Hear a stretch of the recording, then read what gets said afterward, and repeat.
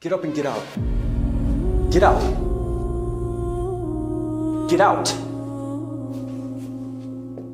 I have a question for you. Say Christ is Lord. Say Christ is Lord. Say it. You say Christ is Lord. Get out. Get out. Christ is Lord.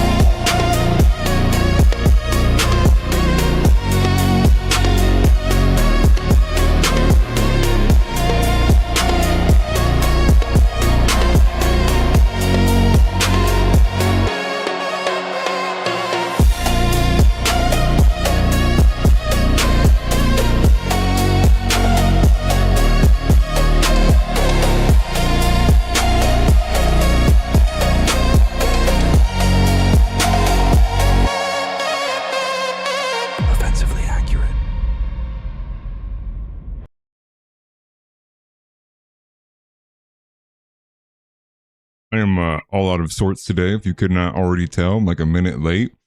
I had to go run to go find my Somalian pirate hat because we're wearing this in solidarity with all the Somalis in Minnesota right now. And probably looks different too. There's daylight out. It's like the first time recording. Not past the sun being down, so it looks a little bit different in here. I kind of like it, to be honest with you. I'd also put out if anybody wanted to know, like, wants music or anything, because I want to do a lot more of these casual streams. I was kind of getting into that before everything got really political and Nick took off. But you guys tell me. It looks like the answer is no so far, so we'll avoid it for now. And of course, the moment I have my window open, a train starts blurring, so hopefully that won't be cut on stream. But we're monitoring the situation. That's what we're going to be doing today. It's going to be pretty casual. There's a group of things that have already come out today. I was like I'd put in the Discord, I was between a few different things. I had a couple ideas of what to cover, and it just left me. The creative juices just like ultimately just left me. And so moving on, wanted to stream, wanted to make sure we are putting content out. I like trains. That's funny. I will be doing call-ins. I'll probably do them in probably about 30, 40, 50 minutes or so. I wanted to open it up and watch through some things first before we get to that.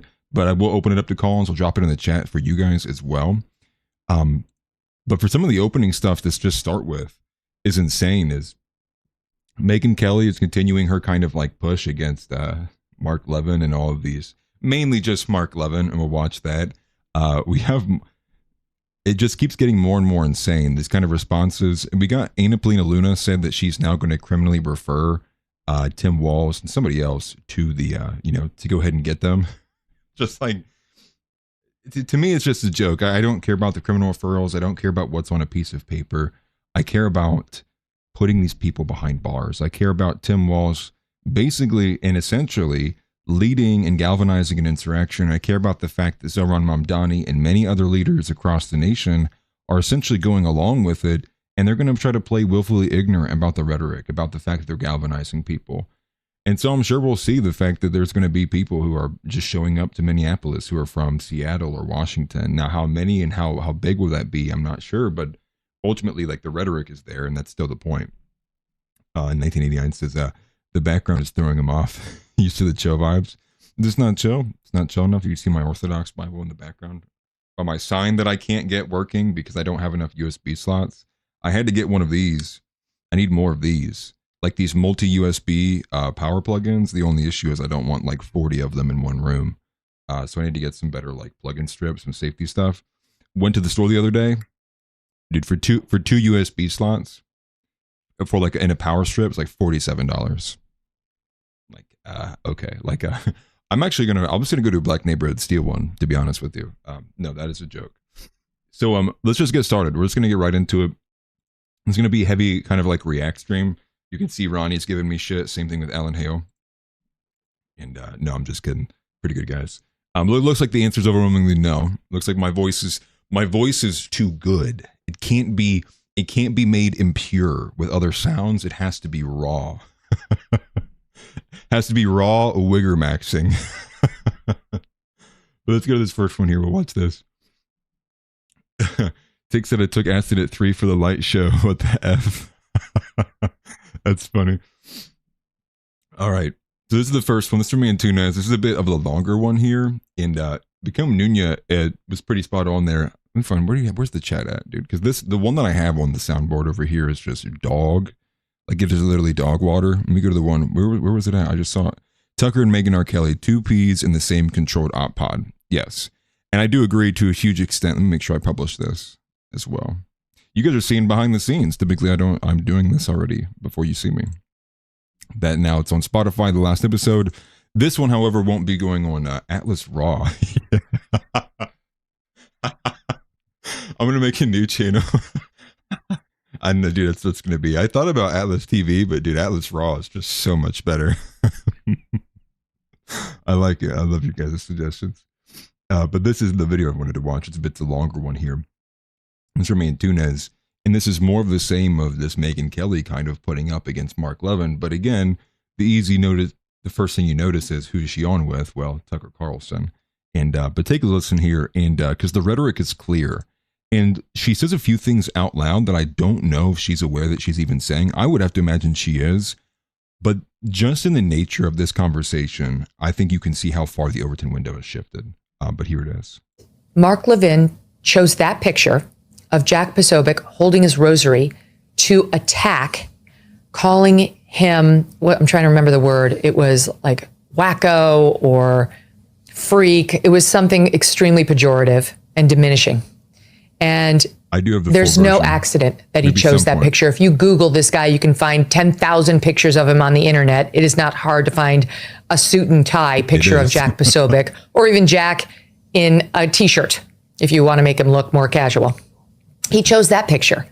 And it's no accident, Tucker, because he held that up because I genuinely think Mark Levin thinks Catholics who pray the rosary are freaks, that we are kooks. Of course. And that's one of the reasons why he thinks we're completely fair game to attack as woke Reich, which is what he's called me and you and others, anti-Semitic, because you're anti-Semitic because you're holding up a rosary? Well, that's sick. That's absolutely disgusting. And if you take the religious discussion there, you want to go back and argue about Jesus and Jews' role around the time of Christ? Okay, let's do that. How's that going to end? About the same as the discussion that people wanted to raise about black crime versus white crime ended. Glenn Lowry stood up at the time saying, that's not going to end well. Stop doing that. Stop talking about suggesting whites are committing all the crimes. You know what they're going to do soon? Is they're going to bring up some uncomfortable truths about blacks, which is eventually how that ended. And that's kind of that was the part that I heard, because I'd already listened to this. We'll get into some stuff I've not reacted to or seen yet, obviously. Because we're monitoring the situation. Shouldn't that have been the end goal in the first place? Right? Like, shouldn't that have been the first? Why am I not in space? I landed, dude. I came down to Earth for a few hours, dude. My connection, well, because I typically hover over Iran. I'm generally in Iran's airspace.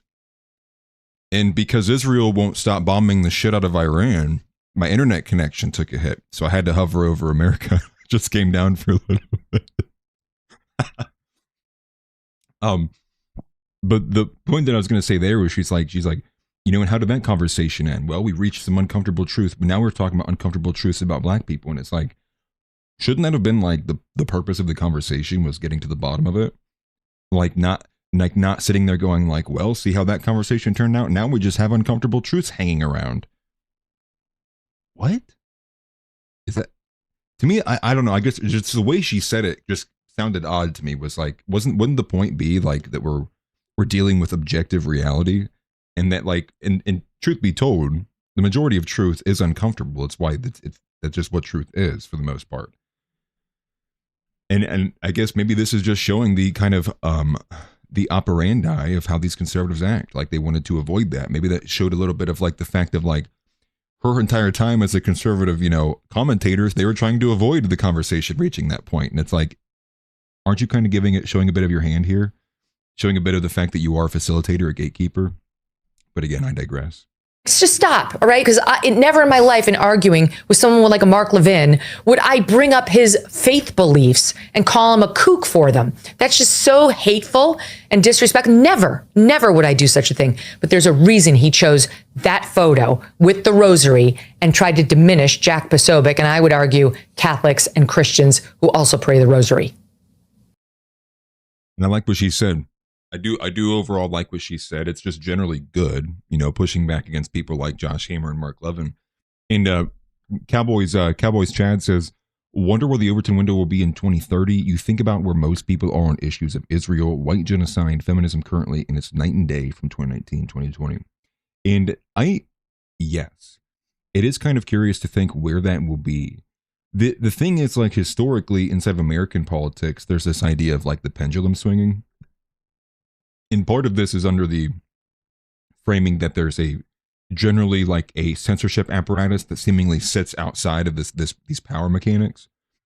And so for what we've kind of come used to is the pendulum swings. And so typically it kind of reaches a point where it gets so much that the people like what most people feared when Nick was blowing up on YouTube was that the fear was that the more that he gets to the mainstream, the more that everyone else that maybe even to the right of him or beyond there starts rising up the ranks too. The general public freaks out. They see it. They're like, oh, no, this is too far. We got to go in the opposite direction. You know, spam, like slam the hammer, X button, and it gets pushed back.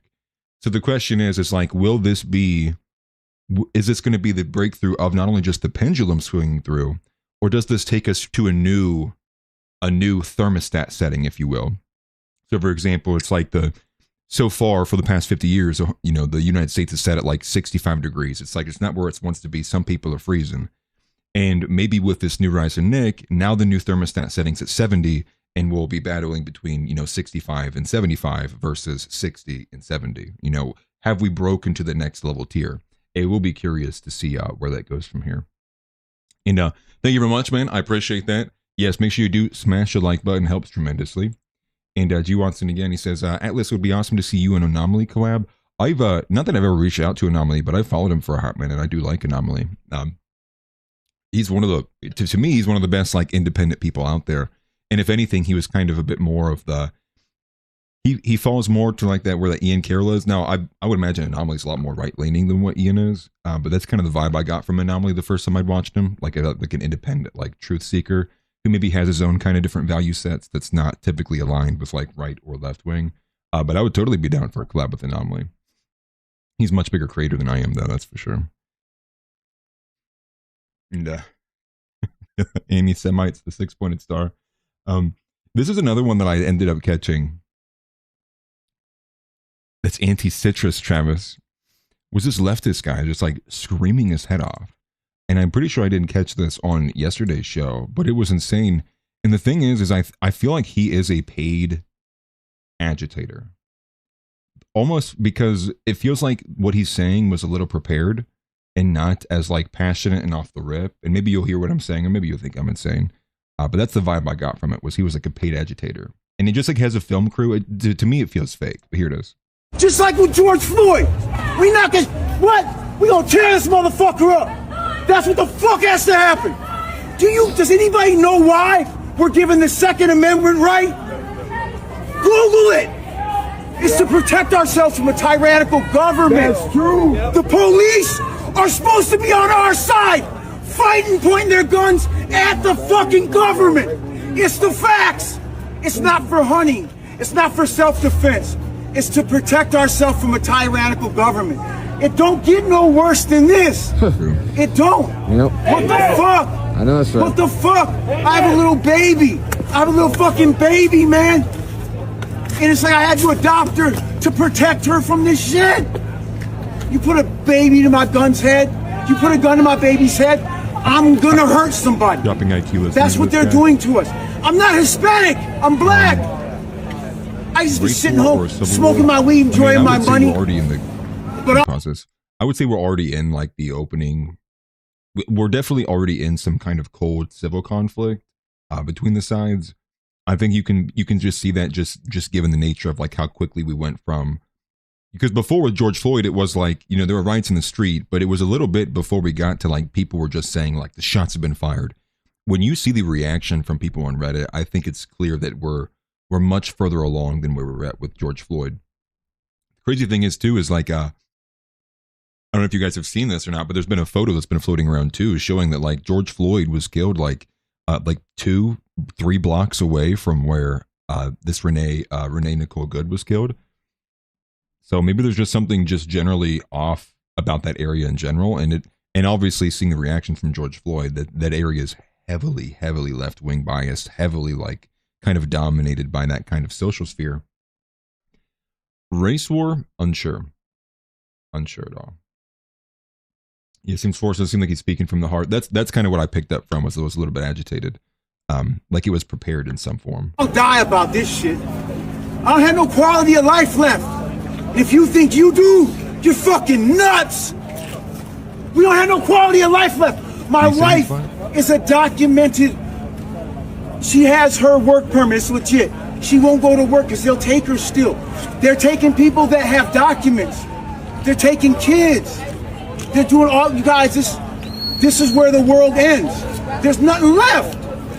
There's nothing left. They go snatch the president of Venezuela, but our fucking president is a sex offender. Yeah. Why are we not at the White House dragging him out?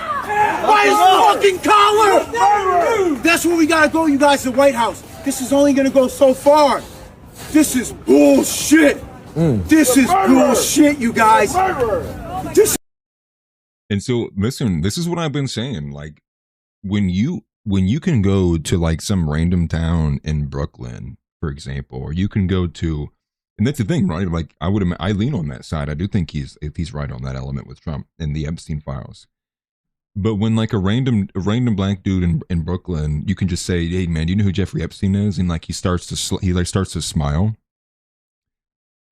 Well, I mean, what does that tell you? I mean, it's the base level is that the average person knows there's some element with our government that's related to some kind of trafficking ring.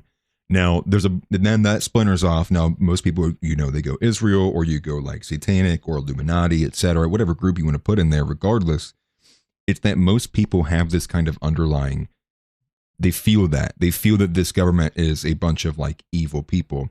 And when you charge a lot of people up who might not have that much more ability to intellectually grasp beyond there, then this is the feeling they get. And they see the ICE incident, and then they've now convinced themselves, with the help of the media and the social reinforcements of all the other idiots like Harry Sisson, well, now they are like, well, the government's trying to kill me. Well, it's so obvious that the Epstein files are here. They're not doing anything about it. It's like, it's time. We're the resistance. They're like, I'm Luke Skywalker, guys. Like, that's kind of the vibe they get. And it's unfortunate because it leads people to do terrible things. Not to say like everybody's dumb, but I mean, it's also to say like, I'm not sitting here being like, man, I wonder why they're so angry. Like, I understand why they're angry. I think part of the reasons it's dumb, and it's also it's unfortunate because it's going to just politically and violently charge people up. You combine these things together. And what was crazy was not necessarily the pain, but the energy when he's saying like, drag him out. Why are we not, he's doing that with kids, drag him out. Like, that energy, I would imagine a lot of people feel just on the ends of like, I mean, who enjoys the feeling of like, our government and the elites are all a bunch of pedos. Like, who enjoys that, right? Everybody gets angry about that. It frustrates everybody on a base level. So to that end, I completely understand. This is another like hard segue. I caught this. This was Ethan Ralph and Richard Spencer talking about James Fishback. And obviously huge hard segue. We're going to cover more about Minnesota too. I just want to cover this too. But this is more of the conversations about the general kind of curiosity to like James Fishback and like the suspicions that people get with him. And so I have seen some people seem like they are convinced. So I think it was Pine Sap who'd said after his recent statement on abortion and after the Beardson interview, he was like, I think I'm willing to support Fishback. And I think a lot of people are still hesitant. Just for one, his cadence is very Vivek. And two, there's just something naturally non-working class that comes off about him. And I don't know if that's what also gives people hesitancy, because it doesn't feel like Casey. Like with Casey Putsch, it feels very American. And with James Fishback, it doesn't. And it's hard to even quantify that. And maybe it is just kind of an ethos thing, which is, what I talk about all the time. But this is Ethan Ralph with the Kill Stream, I believe. And Richard Spencer talking about their, the suspicious vibe on Fishback. Let's talk about Fishback, actually. Fishback, do you want to? Okay. I sort of do. I don't think I've commented on this. I saw you tweet about him today, and you were asking what was he, and Jew was one of them. Okay, I just have to say about this character. Before he goes into it, thank you for the super chat. This is Growth Gang Flex. Thank you very much for the super chat, brother. He says, Fishback is very suspicious, but honestly, the best strategy is to let him spread our talking points while keeping our distance in terms of support. And I do agree with that, because there's two ends to this. One is the same way that I've always kind of given a value assessment to Candace Owens, which is so far as long as whether it's Candace Owens, and you can even throw in Tucker Carlson in there too, so far as they are acting as the pieces on the chessboard that are moving our interest ahead, that's good. But for the ends of what most people are fearing, which is a skin suiting of some kind, that he's appealing and placating to all the people who are clearly moving away from MAGA, want America First values, but that hesitancy of is he going to co-opt it? Is he going to, galvanize and garner people under him as a banner? And then will he drop the ball at some point and then say, these things with Israel doesn't really matter that much, or white genocide's not that big of a problem, or DEI is not that, people are kind of waiting for that. When is he going to have his mask off moment? And I think people are waiting for it, just given that Vivek just had one. But I do agree. As long as people are doing things in our interest, we should support that. This is kind of just like a base level, kind of play strategically with politics. Some people just don't like that because they want to be overtly purity principled, but that's what people call purity spiraling, which is at a certain point, when you tie yourself up too close knit, you're not going to be able to do anything meaningfully. And this is kind of goes to the point with the abortion abolitionist, where obviously I want abortion gone out of this country, and I wholeheartedly respect anybody who's unwilling to move from that line. But when you look at it from a political strategic standpoint, it's if you make that a hard line, it's you will lose. It's that's what the numbers show. So from there, strategy is born, right? Do you move incrementalism? How do you get what you want? What are the ways? How do you ally with that there too? But again, thank you for the super chat, man. I appreciate it. Doesn't he strike you as just extremely suspicious right off the bat? Yes. Who is this guy? I mean, I don't have anything personally against him. It's just weird. I had never heard of him, but I from what I understand, yes, he was a sort of conservative digital activist, rubbing shoulders with Barry Weiss at some point. He started a kind of debate club in Florida that Elon Musk retweeted, an anti-woke educational endeavor of some kind. It's all fine, but what exactly is going on?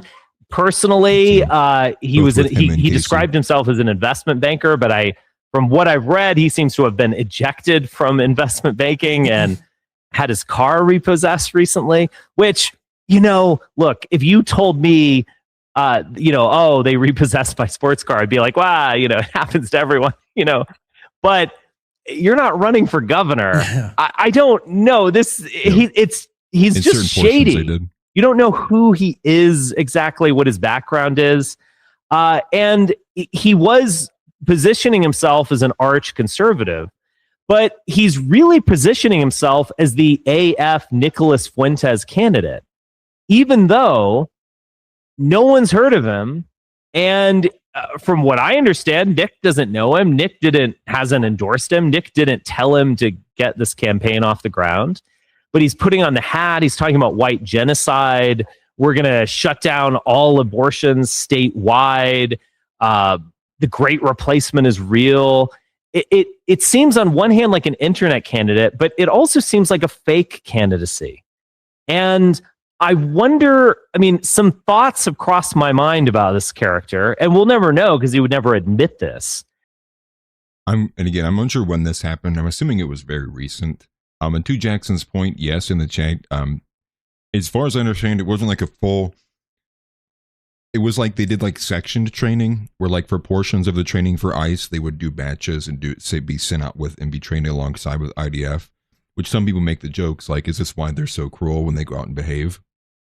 But to this point here, though, with the fake candidacy, I think that's why a lot of people are just essentially waiting for when Nick is going to. I do think that Nick would probably want to have a conversation with him, I would imagine, instead of just endorsing him from the outside. What I will say is this, because Fishback is Florida and I'm in Ohio, I'm so much more personally just like concerned about Casey in the Vivek one. And so I would actually prefer if Nick came out and endorsed somebody like Casey, or try to have a conversation with Casey, push first, before like doing anything strongly with Fishback. But I do think Fishback right now seems to have more like national motion, just because he's been taking on people like Byron Donalds. But I guess what metric would I have to be able to see that? I guess I'm just kind of going off of the what I see on the timeline. Fishback seems a bit more prominent, but he also has a lot more of a political kind of ethos to him, where Casey's like, I'm in my garage recording like a YouTuber. You know, James Fishback is having these like, 8K cameras with the blur effect, and the focus is perfect, and he's always in front of the right places outside, the perfect setting. There are some kind of like tells there. But is he trying to make the Groypers look bad? That's a possibility.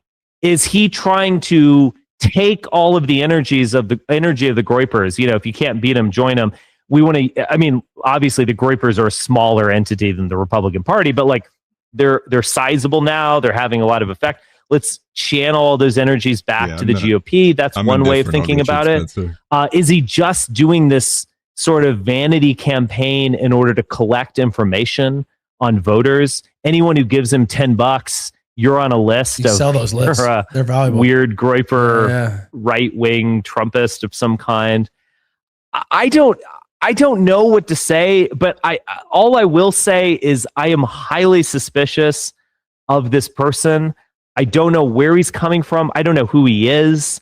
The fact that he's just clearly not white, which isn't a big deal, of course, but it sort of is a big deal when you start talking about reversing white genocide. Don't you think it's kind of a big deal when you're not white yourself? I mean, what's going on here? I don't like it. I don't like. Have we gotten an answer from Fishback of like if he's like legitimately white or not? Because obviously, like it's clear he's at the minimum he's like mixed to some degree. He doesn't seem. He kind of has a bit of like that Latino look to him a little bit. Ethan isn't passed out from perks since Annie's. Wow, that's funny. I don't know too much about Ethan Ralph at all, and funny enough, I really only knew even a little bit about Ethan Ralph until he's Colombian. Interesting. Okay, I don't know too much about Ethan Ralph even until when it was brought back into the national consciousness about the Bitcoin that was sent from the Frenchman to Nick Fuentes. Ethan Ralph, as far as I understand, was also another recipient of that money that was being sent out by the Bitcoin. Millionaire, billionaire, whatever he was, the guy who was in a lot of pain, incurable disease, which is a really unfortunate and sad story. But that is true, right? This kind of, fake candidacy. Seems like some people are convinced. The only thing I don't like is like when some people say like, internet candidates, and that seems to be like the push against, Casey. And they're saying he's like this big internet candidate, etc. It's not, and I think that's even what Vivek's argument was in the article too. It's like people seem to think like the internet's real life. And it's insane because like what we're dealing with right now, like the current kind of news cycle was basically put back into national consciousness because a YouTuber posted his video on X. And so, and at the same time, was there ever a policy that was put out by, Chip Roy from Texas that was like, hey, we're going to start circulating Nick Fuentes clips at the beginning of 2025 to see where this goes? No. It was like the internet. Like the internet did it. The internet is clearly a thing to tangle with, and this idea that it's not real life could only ever be. I would only ever accept the argument to which, when you don't know in terms of bot controls, I would always grant that in terms of, sure, there's data, there's conflicting arguments of like how much certain things are botted. But on a general scale, I think if you see a continual pattern of behavior where someone's continually being ratioed, like we're seeing with Vivek, or in these other instances, like with Elon Musk, when it was Ian Carroll or when Nick was doing it, I think over and over, when you see a continual pattern of behavior on continual same issues, it's like, okay, at a certain point, it's like, it's clear it's looking like it's going this way. Does this stream start at a regular time? No. Events of the Accurate typically starts at 6 p.m., but I'm doing 2 different kinds of streams now. It's all confusing. Just no. I get it. I guess I get a little bit of that straight from Nick, unfortunately. But apparently he is still doing the kill streams. Is he still doing pill streams? Was that a thing with Ethan Ralph? We don't. Of course, that seems to be what plagues this side of the space, is drugs and homosexuality. Unfortunately. But yeah, and so will we see, what will we see from James Fishback? Hopefully good things. Hopefully it continues in the direction that it does. But I'd been saying for a hot minute, like the way, yeah, this is the Atlas Raw stream. Thank you, Jason.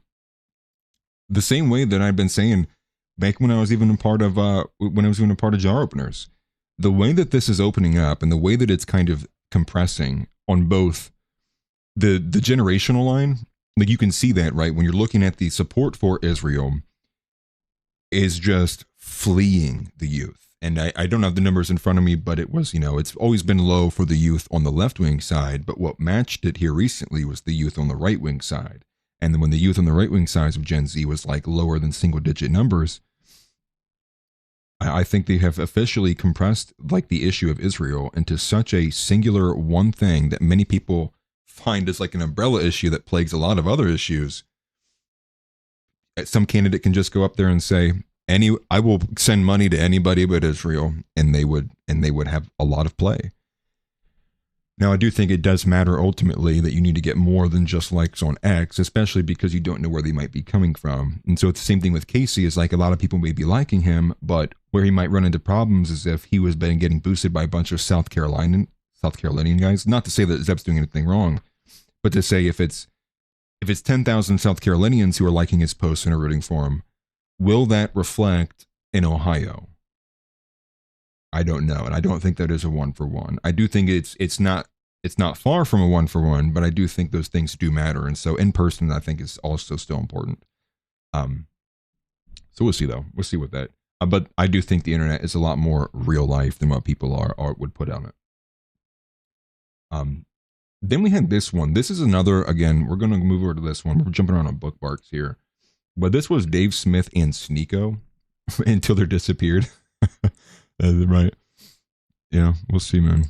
One day I just see the channel never turn back on, dude, and be like, man, what happened to that guy? What is up, Marcus? What is up? I haven't seen you in here in a hot minute. No, you were in here the other day, I think. Listen, Marcus, not to flame Marcus the moment he came in here, because I love Marcus, man. He's my brother. Marcus posted Jackson Hinkle in my Discord, and I think I've never been more disappointed in my life. Yeah, I'm just messing with you, man. But I saw you put it. What did you say, Marcus? You were like, I think Hinkle's growing on a Negro. I was like, dude, no. I was like, Marcus gonna be in the ACP here soon, dude. He gonna be sending me ACP clips. Gonna be Haas, dude. No, I appreciate Marcus. Appreciate you being in here, man. He's a brother, man. Thank you, man. But moving on to this one, though, what I have here on screen. This is a portion clip that was from Sneeko Daily. And it was one of the things that I was thinking of making, a video about, just because it was Dave Smith kind of giving his take on Erica Kirk, which is a bit more of one of the more mainstream individuals, less so coming outside of like the dissident. But I also sat there and was like, I also really hate this storyline. And it feels like so much like drama farming and stuff like that. And like, I don't want to be seen like somebody like the quartering. So that's partly where I got partly through it. And I was like, I'm not doing this. So instead we'll just interact with it on stream. Because again, who really wants to know what Sneeko and Dave Smith think about Erica Kirk? But regardless, I thought it was a very honest conversation, to be honest with you. And it's look at this comment. Look at this comment. That's funny. The last presidential Mexican election, several candidates disappeared. Did you one? Oh, several. Wasn't it like 20? I'm pretty sure it was like 20. It was like 19 or something like that. Like in the 2 years leading up to her being elected, it was like 19 or 20 of her oppositional candidates from other parties were just getting assassinated left and right. So you know, who knows what happened there, right? Was that a cartel hit, or was Mossad operating in over there, right? Guess we'll have to figure it out. Vivek had a town hall last night. It was mostly old people. He announced who his lieutenant governor will be. The thing that bothers me the most about Vivek is like he does not post any kind of long form like schedule of events, and then he changes it all the time. It's super annoying. Like I'm gonna have to find a better way or more efficient way to have a grasp on that, because I'm trying so hard to make it publicly to an event. Whether I'll be able to coordinate with NAV or not, I don't know. I will be doing that solo if I have to. But we'll see. It's coming up very soon too. Oh, you can't see the comment. Let me it's this one. This is like the top comment. Oh, let me move this. I'm sorry. It's in the way. I can't move it up. That's not what I wanted to do. I wanted to go to the comment. Bruv. X, are you okay? Here we go. That's what it was. He just said F both these Jew hating retards is what he says. Magical Trevor. Wow. Oh, producer for the Dilly show. He's part of the Dilly meme team. Dude.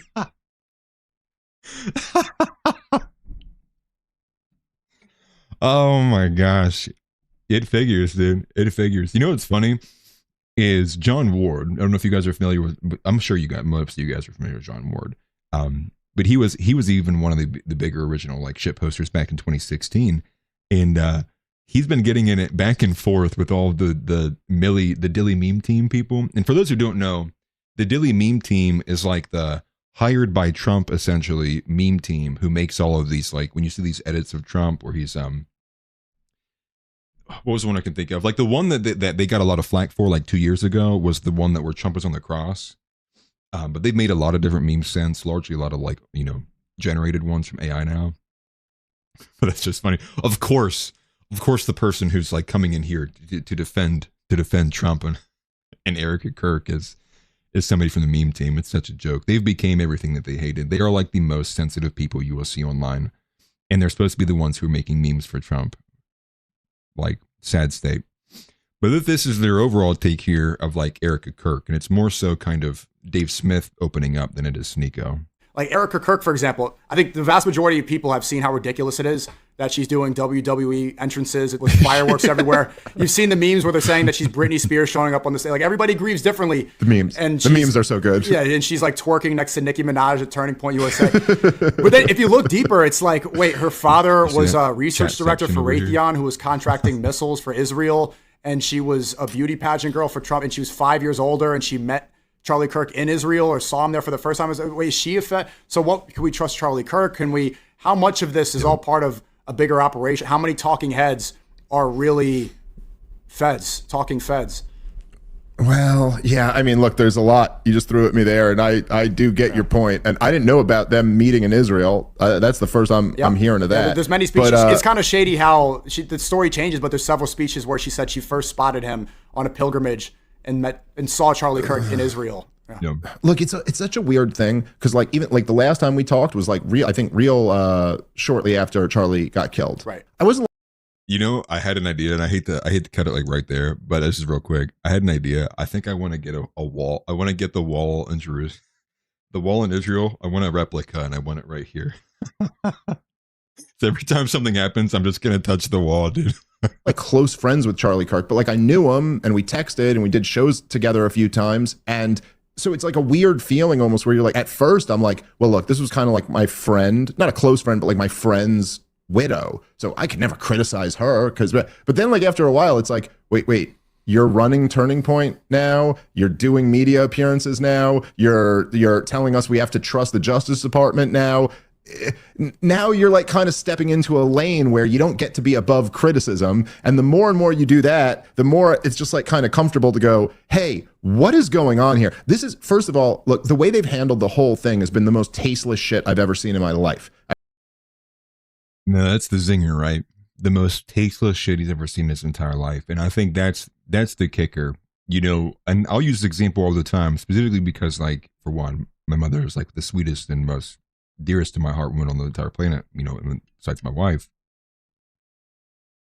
When my own mother sat there and said, there's something off about this, right? Like there's something, like it just feels like wrong, like you just feel like when you're saying it, and when she's even saying it, but you see the reaction as everybody online, like Mark Levin and Josh Hamer.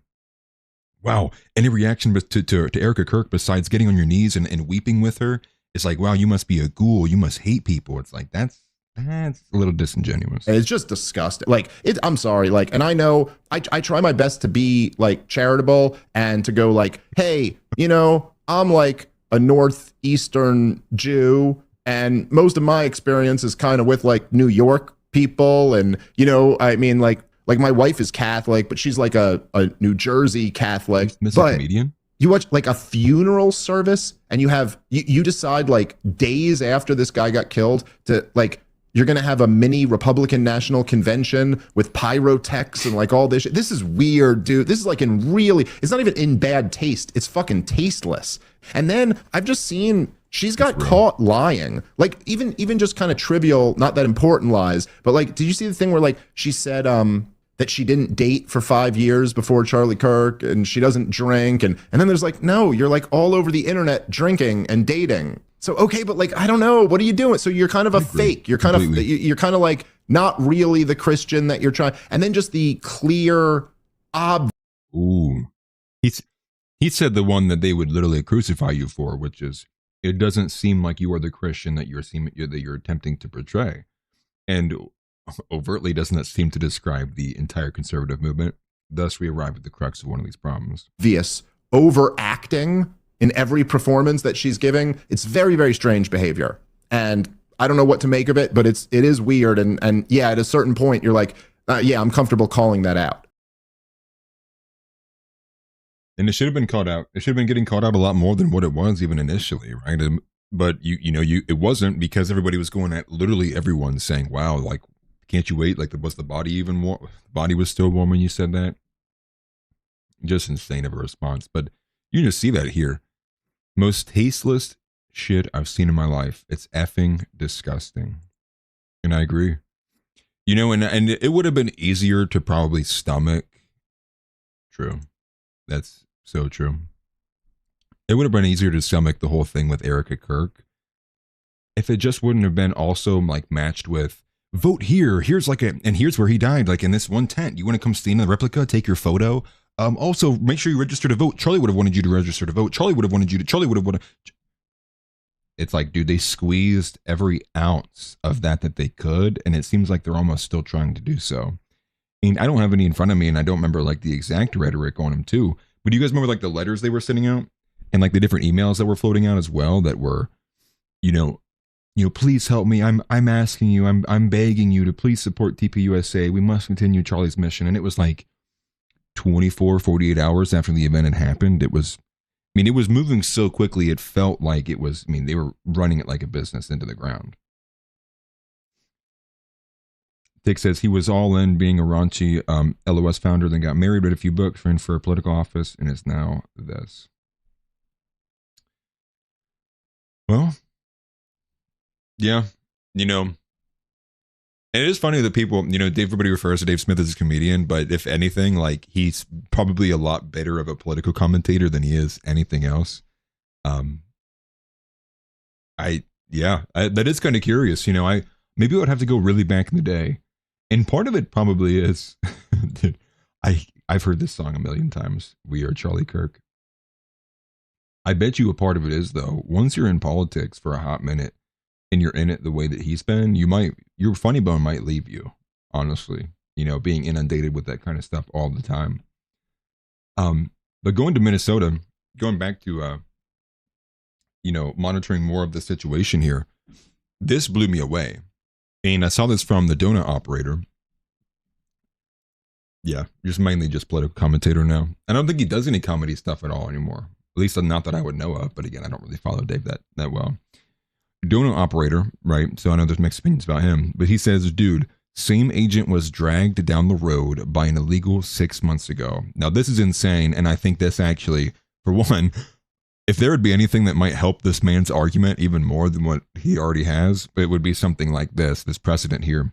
We'll watch the clip.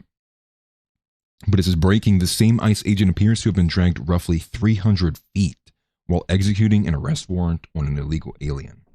resulting in 33 stitches just 6 months ago. Then I sat there and thought, remember when we saw that he was supposedly hospitalized directly after? There may be a good chance that like he might have re-injured a lot of what he might have had, right? Or similarly, like maybe reopened a stitch, maybe they weren't closed, something like that. Because some people were like immediately, yeah, I know, dude, trust me. I didn't want to say anything, but somebody already pointed it out. So now we got 33 shows itself one more time. And it did blow me away a little bit. And to think that, you know, people were like, he's in the hospital. Like, did we all watch the same video? Like, what did he get hit from? It could be just something as simple as that. Like he reopened a stitch or something like that too. And thank you very much for the super chat, brother. I appreciate it. From Dissident 42069. What a lovely number combination, man. He says, I love your show. Happy to finally catch it live. Keep up the good work, man. I appreciate that, brother. Thank you very much. And I do appreciate the super chat very much. Because again, literally wouldn't be here without you guys, to be quite honest. I would be at Lowe's fighting black people and job bouncing everywhere until I'd eventually turn into Chud. Bro, I'm telling you, that was my career path if I didn't leave Columbus. I was about to just turn on the camera and be like, listen here, dude. You want to see what this guy did yet? I honestly should have done it after I got jumped outside of Planet Fitness, but I didn't. I don't know if I told you guys that story. Just real quick, because my wife knows it really well. She was freaking out when it happened. But I was at a Planet Fitness, and for most people who don't know, or most people probably do know, I lived in, and again, thank you for the super chat. I lived in the pretty urban area in Columbus, and so I was like, you know, close to downtown. Well, I went to a Planet Fitness that wasn't near where I typically went, and this was back when I was doing Uber, and there was a really slow period, so I was like, I have enough time to go to the gym. Like, I'll just go to the gym. So I went to this random one. It's like a bigger one on the southwest side of Columbus. And dude, within like 10 minutes, I'm like, there's a guy getting into an argument with me because I was like taking too long on bench, and of course he's black. And I just said, like, if you want me to get off the bench, like, make me. Like, I wasn't playing games. I didn't have much time really to care because I wanted to get back on the road and keep working. And as I'm like walking out of the Planet Fitness, I hear footsteps coming behind me, and it had to been his phone. I can't think of what else he would have had in his hand, but he hit me right in the neck. Like as he comes up behind me, hits me in the neck. So I like ducked down because I heard it, dude. Bro, my neck was stiff for like the next like 2 weeks. I was like, But then another buddy came, and they were like on top of me, and it was right as I was getting to go into my car. I didn't really know what to do to react, to be honest with you, but I knew my piece was in the vehicle, so I knew that was the not to use it. I was just freaking out in the moment, so I just grabbed it and held it up in the air, and I was stronger than both the guys, so I just like pushed my arm up, and they dipped, and I like didn't even know how to react, so I hurried up, got in the car, started it, drove over to the nearest gas station to just like breathe because I was like, what just happened? My adrenaline was pumping like crazy. I called my wife. I was like, I'll be home. Just like, give me a second. And there's a few other incidents like that one, but that was probably the closest that my life was ever in danger in Columbus. Well, I hate to say ever, been multiple times, but yeah, never relax, ever. But here's this video. Let's watch this man get drugged 300 yards. Let's watch this ICE agent. This was the successful attempt. The other one he stopped. He learned his lesson the first time. ICE arrest in the Twin Cities is Why'd it stop? leading to even more charges. This home security video shows a driver taking off during a traffic stop, dragging a deportation officer with him. New at 10, WCCO's Uba Ali walks us through this video and the political firestorm behind it. What began as a planned federal immigration arrest took a violent turn in this quiet Bloomington neighborhood. And it was all caught on camera. According to a federal complaint, agents were executing a warrant for 39-year-old Roberto Carlos Munoz. They say Munoz entered the country unlawfully, and he also pled guilty to fourth-degree criminal sexual conduct back in 2023 for abusing a minor. Tuesday morning, agents pulled him over. Court documents say he repeatedly refused to comply before a federal agent took out his spring-loaded window punch with his right hand and broke the driver's side rear window. These images show the officer's hand in the vehicle. In this video, you can see the driver take off with the agent hanging from the car, dragging him 300 feet through front yards. These graphic images show the aftermath. a bloody agent who needed 33 stitches for his significant cuts. And now a political battle with a top Homeland Security official criticizing Governor Tim Walz, posting on X, instead of comparing ICE law enforcement to the Gestapo, Walz should be thanking our brave law enforcement. The Department of Justice says a request for Munoz to be held after that 2022 arrest was, quote, not honored by local authorities, and Munoz was released. Bro, what? They let him go?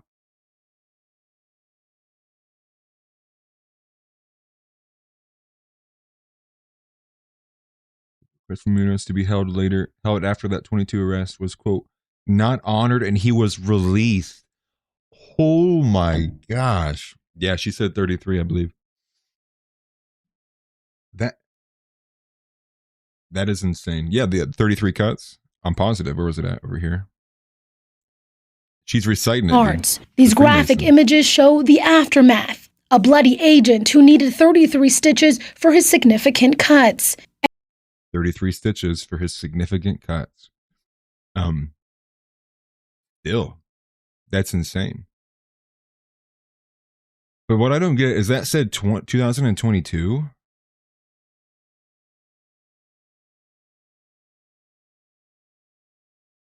Maybe that was more recent. Maybe I'm just getting these instances mixed up. Regardless, though, these people don't need to be in the country, period, at all.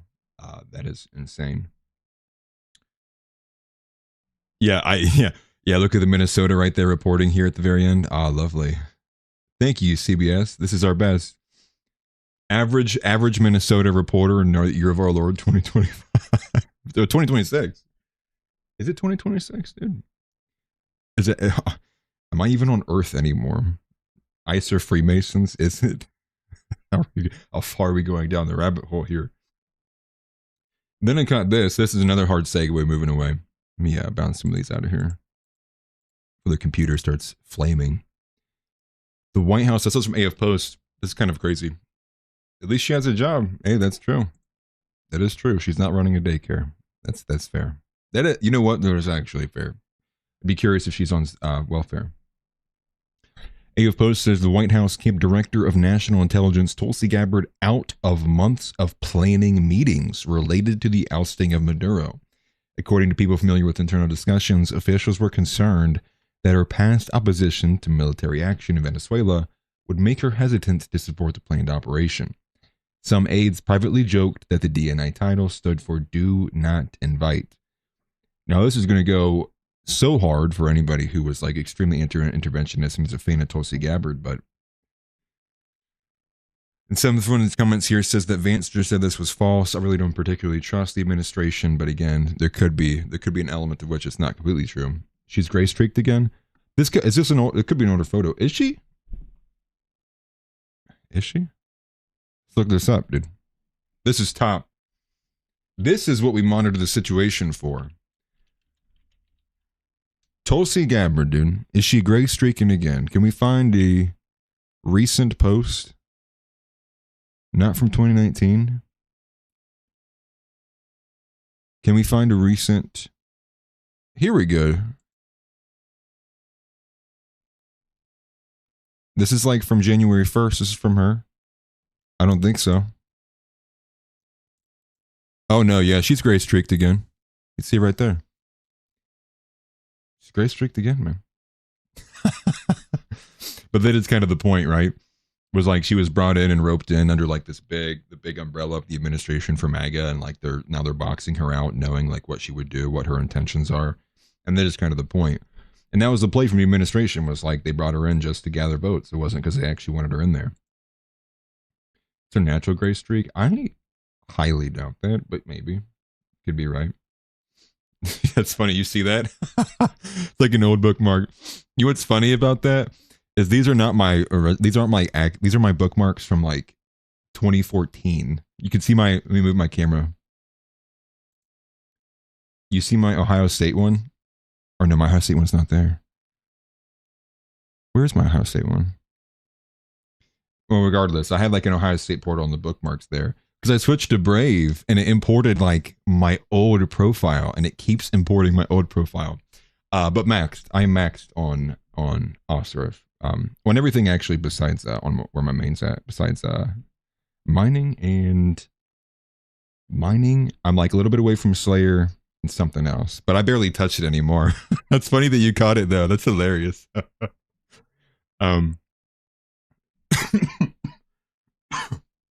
Forgive me, but she's looking like Rogue from the X-Men.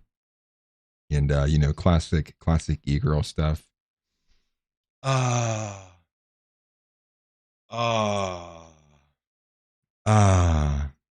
teacher. No, I went to college at Ohio State.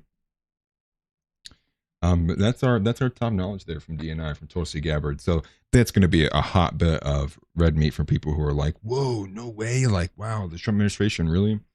I am curious where we're going to get with the impeachment cries. It seems that Trump himself fears it. The left is coming regardless, so I guess we'll see what happens with that too. But here's one of the last ones I had bookmarked. We're going to get into some real casual level reacting, and I'll throw the call-ins in too. From Vigilant Fox, a Tim Pool clip talking about how the lady filming was the supposed partner or wife. I don't know what the correct term would be there. I wouldn't recognize it as wife. Her lesbian relationship there. And she says, and you can hear her say, "It's my fault." And that kind of adds a little bit to it, which is like the paid agitator in there too, which is like way too much. Which is you have like this situation where people are like, whose fault is it? I think even before you get to like the actual actions of the officer reacting to what she's doing, you have to look at the fact of like that she's clearly placing herself in the middle of an operation. The person who's with her is clearly recording her because they're trying to get some moment of provocation. Like they knew what they were doing. They knew they were impeding upon federal officers. So like the whole idea of like that she just suddenly panicked and ran was like, that goes out the window. Like it was obvious that she wanted to. Orthodoxer wants to call in.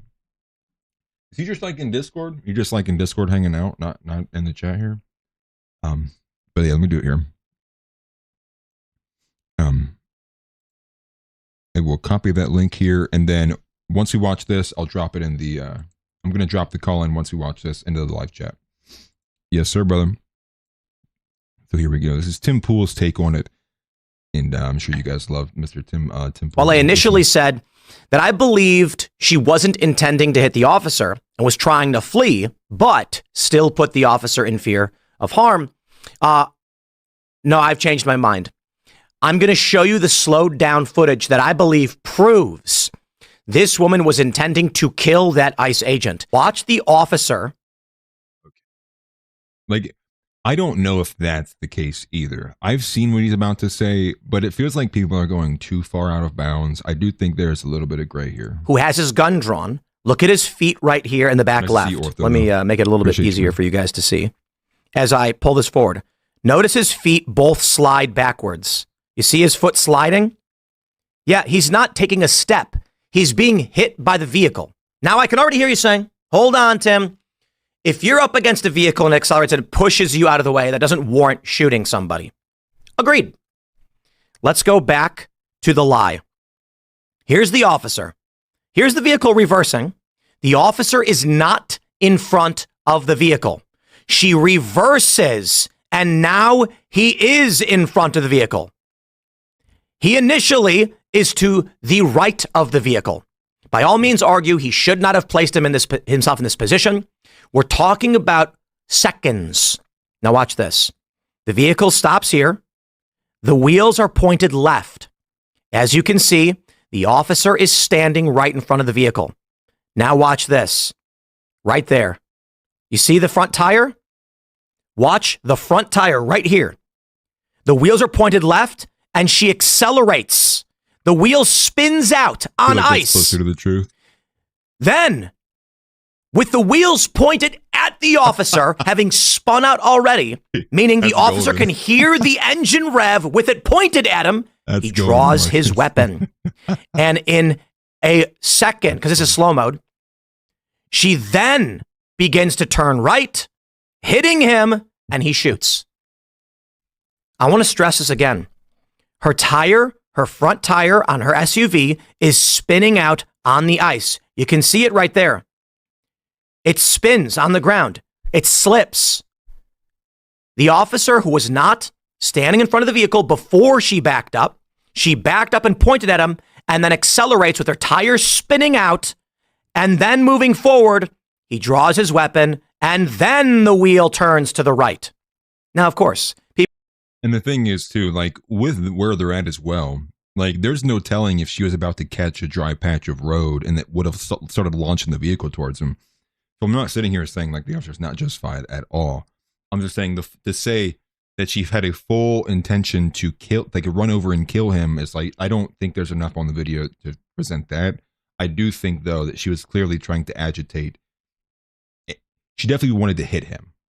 I think that's for sure. Whether she intended or what, that's what happened. But the idea that like he was entirely unjustified or like, you know, she was murdered by him, I was like, that's also insane too. People have said, oh, like she only tried to turn right after the gun was drawn. Maybe, but I'll put it like this. I don't know what her intentions were, and it's immaterial what her intentions were. But look at this. The tire spinning out and slipping on the ice before stopping. There are 2 points that I think are important. Were it not for the ice, which you can see on the ground, the vehicle would have just lurched forward, run this guy over. That's exactly what I was saying. Like, and you don't know, and how is the officer going to know, like, and or hope that there's enough ice there that he's got enough time to get out of the way? Or 2, she was switching her wheels back and forth. There is another officer on the other side of the vehicle here too. Seriously. Okay. All righty. Well, all right. Let me get this sent in here, Mr. Ortho Bro. Is that how I put it in here? No, it's not in here. How do I? Hold on. Before I literally give the entire world my stream key. Where is like a chat box? Oh, it's right here. Okay, putting it in here. Ortho has first dibs though. That link you should be able to join directly from. Only Ortho for now for a second, por favor. Hopefully it'll work correctly too. But I'll be watching for when Ortho's in here as well. And if a lot of people want to call in, we'll try to, what's the word? What would I say? Maybe try to be, I guess maybe be a little bit quick with them. But if it's just a couple people, we can go run. We can run long. Jackson said, the dude's life wasn't at risk. He is a pussy. I'm sorry. I've seen people, a lot of people on the right wing who are oppositional to the whole idea that his life was at risk. To me, if you all facts considered of how she got there, why she was there, all of it together, to me is like, I think she loses that. You don't want to join your face? That's fine. Can you turn your camera off? Or I can just do it from here, I think. If you at least join with audio, you can turn your camera off. Or should be able to. I'll keep it on this screen for now. If you just want to join, and then I can see what I can do to turn it. You don't see an option. Well, if you join and then you can turn it off. I think you can join and then turn it off. Actually, you won't be on screen.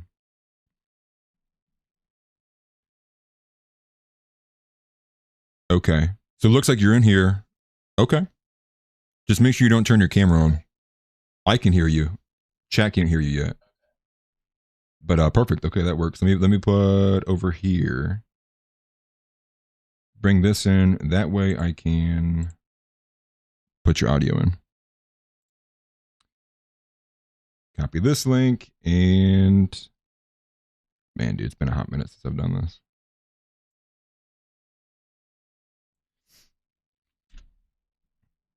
Okay. Yeah, you guys won't hear nothing yet. Okay, or you should be in here now. How's it going, Alice? Can you hear me? Yes, I can. Yes, I can, brother. Damn, brother, it's been a long time since I've called in. Probably last summer. I know. I think the last time that you called in was when Steve Splendid called in. I haven't seen Steve in a hot minute. Marcus called in, I think, that day. But yeah, dude, it was like months ago. But how are you doing, man? What's going on?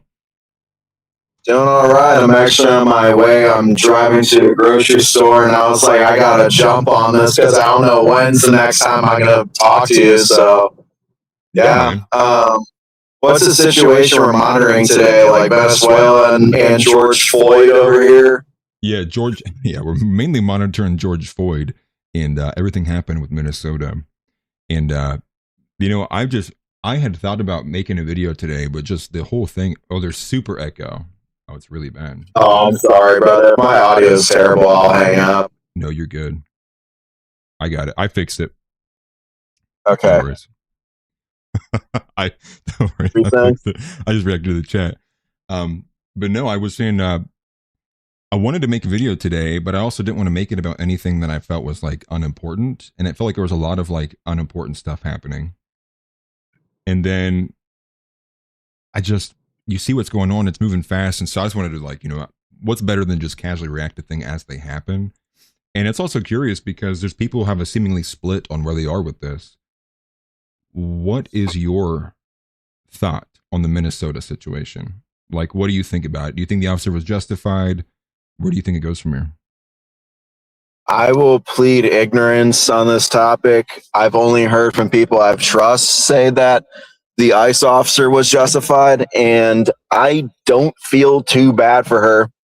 She was playing a dangerous game and she lost. So that's my stance, especially seeing Tim Pool break it down. It's like it's a little murkier than what I've heard people say, but I don't feel too bad for her. And her purpose there was to protest against law enforcement officers doing their rightful job, keeping foreigners out of my country. So if you're there to protest against or protest for more parasites coming into my country, I don't feel awful. I'm not saying that she should be dead. That's terrible, but I don't feel bad for her. I just don't.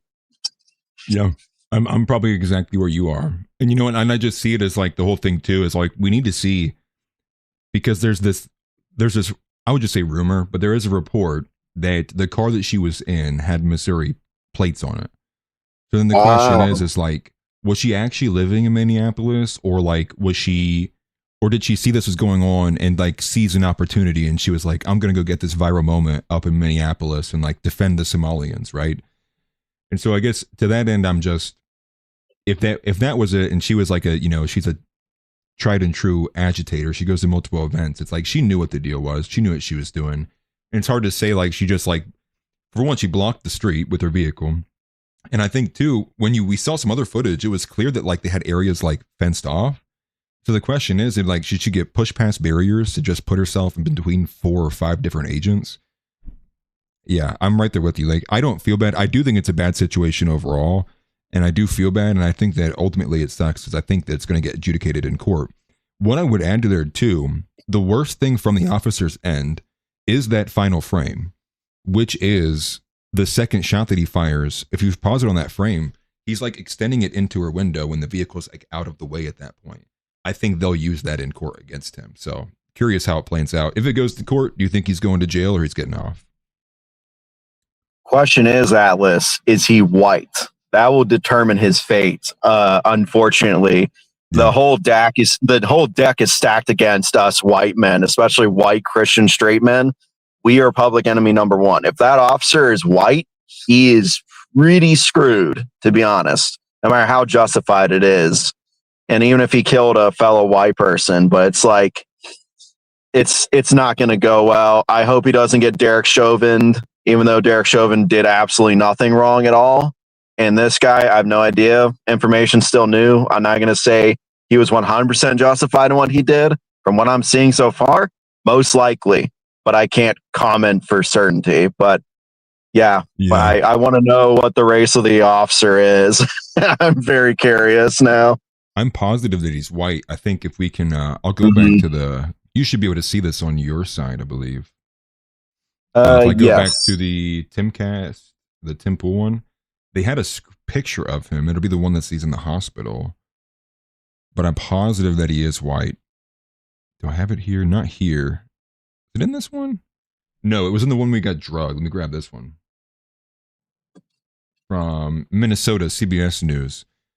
I'm positive he's white. Only thing I could think of would be like if he's like maybe a little bit Mexican or something. Yeah, that's what I was gonna say. A little Latino. Like it's either gonna be like some Hispanic guy or a white guy. It's not really gonna be anything else. Yeah, that is true. I mean, if he's what happens if he's Jewish? What if happens if he's like we find out this is Slow-Mo Goldberg? Dude, he's getting on.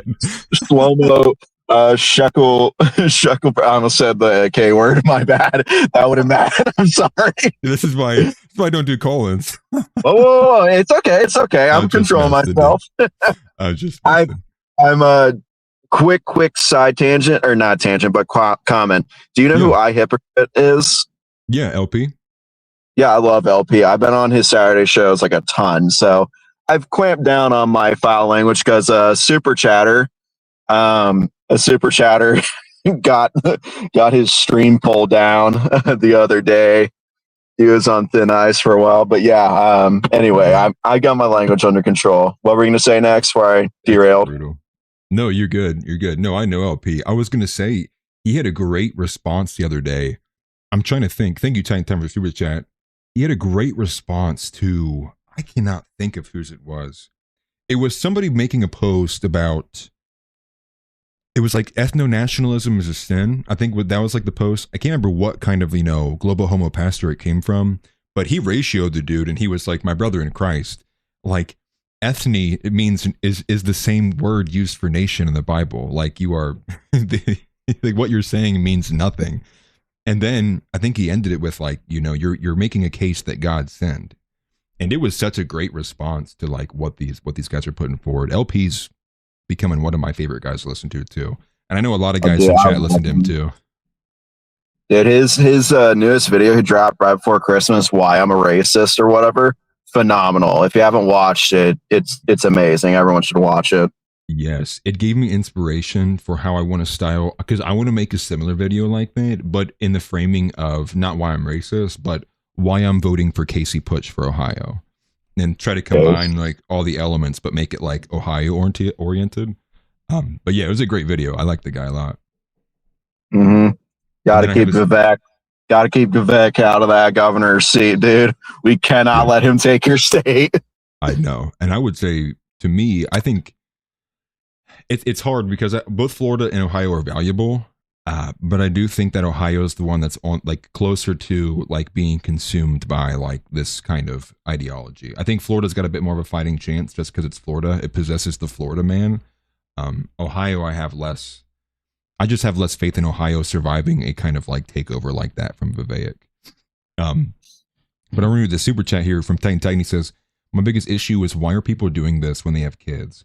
Also, who's telling people that this is fine? Was the girlfriend gaslighting her? And this is the saddest part about the entire thing, was I read it a bit deeper into like who she was. And so understand that she's leaving behind a 6-year-old son who has no parents now. And when I read into it, the father actually died in 2023. And now the mother, we all saw, died very publicly as of like yesterday. And it was unfortunate because I was reading that it was like the father of the past husband or the past father is like now taking over, and he's like in a whole different state. So he had to show up to come get this kid. And it's like, that's why it's hard to say like these things are like justified or good. And that's what I don't like when I see people taking like jubilation in it. They're like, yeah, that's what she deserves. Because now there's a clip going around of a guy who's at one of these demonstrations, but he's on the side of ICE. And he's screaming at the top of his lungs, we executed one of you yesterday. We executed one of you yesterday. And it's like, that's like the cruel energy that I think that is being harnessed by by MAGA. So like, instead of MAGA giving us like what we want, they're instead giving us the rhetoric that we want, which is like being cruel and unusual to all these people. And that to me is like when we're starting to separate from our Christianity, right? What should be guiding us of the Christian principles versus just being wholeheartedly reactive. Yeah, I agree with you because I mean this is that is anti-Christian. I mean, I don't relish in the fact that she's dead. I truly don't. It's a needless death that could have been completely prevented from her end for the most part. She shouldn't have been doing what she was doing, and it is unfortunate that happened. And yeah, like you just said, she has a son I thought she had 3 children from what I've read, but I'm not sure. Regardless, one kid or 3 kids, I have no idea. I can't speak with authority, but that is awful. And now he doesn't have. I mean, jeez. I mean, I thought you said he lost his father and then he lost his mother. So who's taking him in now? From what I had read, the report said it was the grandfather. I'm assuming. I think it's from the father side, but he's like in a different state. So he was like, he found out about this, and I just read a little snippet, but it basically said like, "Oh yes, please tell me where I have to go. Where's the boy?" And I read that, and it was just super depressing. Yeah, that so she has kid. 2. The lesbian girlfriend has 1, so it is 3 kids total. So you're right. Okay. Yeah, that's awful. Do you have any other callers or people waiting? No, looks like not. I mean, if anybody does want else call in, I'll drop the link in again. But you're more than free to stay on, man. Let me find. I'll stay up for a little bit longer. I don't want to just linger around and offer nothing for content. Dude. Yeah, why don't you get the? I'm just messing. Get the hell out. I need to. Yes, master. See, I'm like actually a terrible live streamer, and I feel like if you were to go back in previous live streams, you'd be able to see like my stream key and other things that that I shouldn't be publicizing. But let me put this here real quick. I'm going to put it back in chat for anybody who would like to call in. It's because I could talk to you, but we would like veer off topic. But since while you're here, how's the girlfriend hunting going? Oh, dude, it's terrible.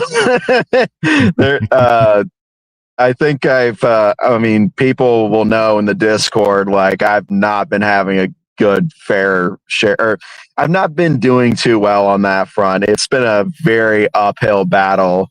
And then I'm in a VC with one of Elijah Schaefer's people on his server. And then he pops in, he says he's 21 and he has a wife. I'm like, no way you do. He puts her on the mic. I'm like, son of a bitch. I'm like, I'm nearly a decade older than this guy. I'm 8 years old. You and I are almost the same age. So it's like, dude, this sucks. Yeah. I feel it, dude. Like, I get it, man. I'm hoping for you. I'm rooting for you. I'd seen some of the latest that you had put in there in Discord the other day. And sounds like you were asking LP for relationship advice too. Oh yes, I was actually, and he was like hesitant when he found out she was Lebanese, and he's like, "Well, how Lebanese is she?" I actually sent him a DM on his Twitter, and he followed me back, and he's like, "Oh yeah, no, like your kids would look white." I'm like, "Oh yeah, there is that," but then she just rejects me very coldly, and I'm like, "Well, that doesn't feel great, so whatever." Yeah. Didn't want you anyway, 28-year-old hag. That's when you flip it and you're like, you know what? I just, I deserve an Aryan queen. That's what I deserve. That's funny. The thing is like, I've seen it on both sides, and it's like one of those things that like, it's crazy because it's like God just puts things in your life that you just don't expect. And obviously, if you'd been following me for any period of time, you'd be like, "Oh, this guy like hates women." They'd be like the shallow take you take away from it. But and I don't want to be too specific, but on my wife's side of the family, and in my family even too, there's a lot of women that no longer have husbands.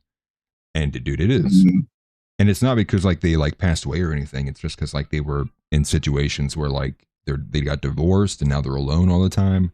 And it's just sad to see, dude. Like that is not how a woman is meant to be, is to spend like 30, 40 years in isolation. It, like you see it, like it like messes with their brain. Like they get warped after being alone for that long. And obviously the same thing happens with men too. But yeah. I think, God. No, you're good. Go ahead. I was going to say, I mean, I firmly believe that like men can be on their own. Some of them can, whereas I think nearly all women just can't be. They need men. I feel women are just so much more reliant upon men than they care to admit, especially these days with the feminist propaganda. Yeah. I feel like every woman does want to be in a relationship like all the time, except for if she like gets her heart broken after like a multi-year relationship or something. But it's like, for the most part, wouldn't you agree that most women like wants to be in a relationship like all the time? I mean, slightly more so than men would or want to be? I don't know if it would be more than men, but I would agree. And I would say even too, like, it's the women that put on more of a front of like they don't want to be in a relationship, although everybody kind of knows in the back of their head, it's like, of course she does. Everything she does and puts online and behaves is like indicative of wanting to be in a relationship. But to your point, and to Titan's point, put it in here earlier, like this situation that we're talking about wouldn't have happened without her, with the husband would have been president, or if like a man was making the choices, right? And it's not to say like it's a clear one-all, but like imagine if the father was involved there, right? Imagine if there was a man in her life who would have said, you know, should you do this by yourself with, you know, and drive up over here and run around to federal agents? It's like, no, most men would be like, dude, that's retarded. We're going to get shot. You know, like we're not going to do that. And so that also, yeah, I mean, she shouldn't be in charge of making those choices. But go ahead, my man. No. I talked over you. My apologies with the delay. But what I was saying is like, men, we typically keep women anchored away from making stupid decisions like that. It's like, I would kind of just like want to do like, or they're naturally like chaotic. A lot of them can be. And then it's like men usually calm them and they're like, no, we're not going to freak out. We're not going to do this stupid thing. No, we are not going to this ICE protest. We're not doing that. That is stupid. We are staying home. You're not doing that. Right. And that's part of it too, is I think like, and this is part of what I was saying with like the woman like that I've seen in my family, is it seems like without a husband, they seem to lose like their purpose or like their directive, and they get like obsessed about something else.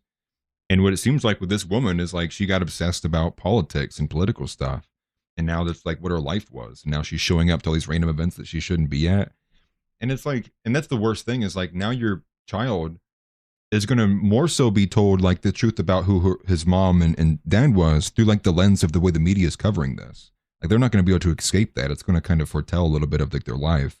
And it sucks, is it's like at 6 years old is when you're starting to really gain your consciousness. You're kind of becoming a bit more aware of like what's going with you. Not that you'll fully understand it, but that you'll at least be able to pick up some more cues. I just feel bad for that kid though. Yeah, that's what our Catholic friends would call the age of reasoning. Well, 7 would be. Well, 6, 7? Oh. Something like that. I mean, yeah, that's pretty much my first memories around that age. Or probably a little bit around, more so around 8. But yeah, I can't imagine the kind of crap that kid's going through right now. I don't know what could be going through a 6-year-old's head. Mom is dead.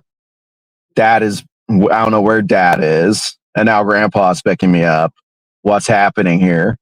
I do wonder where the kid was when all this happened.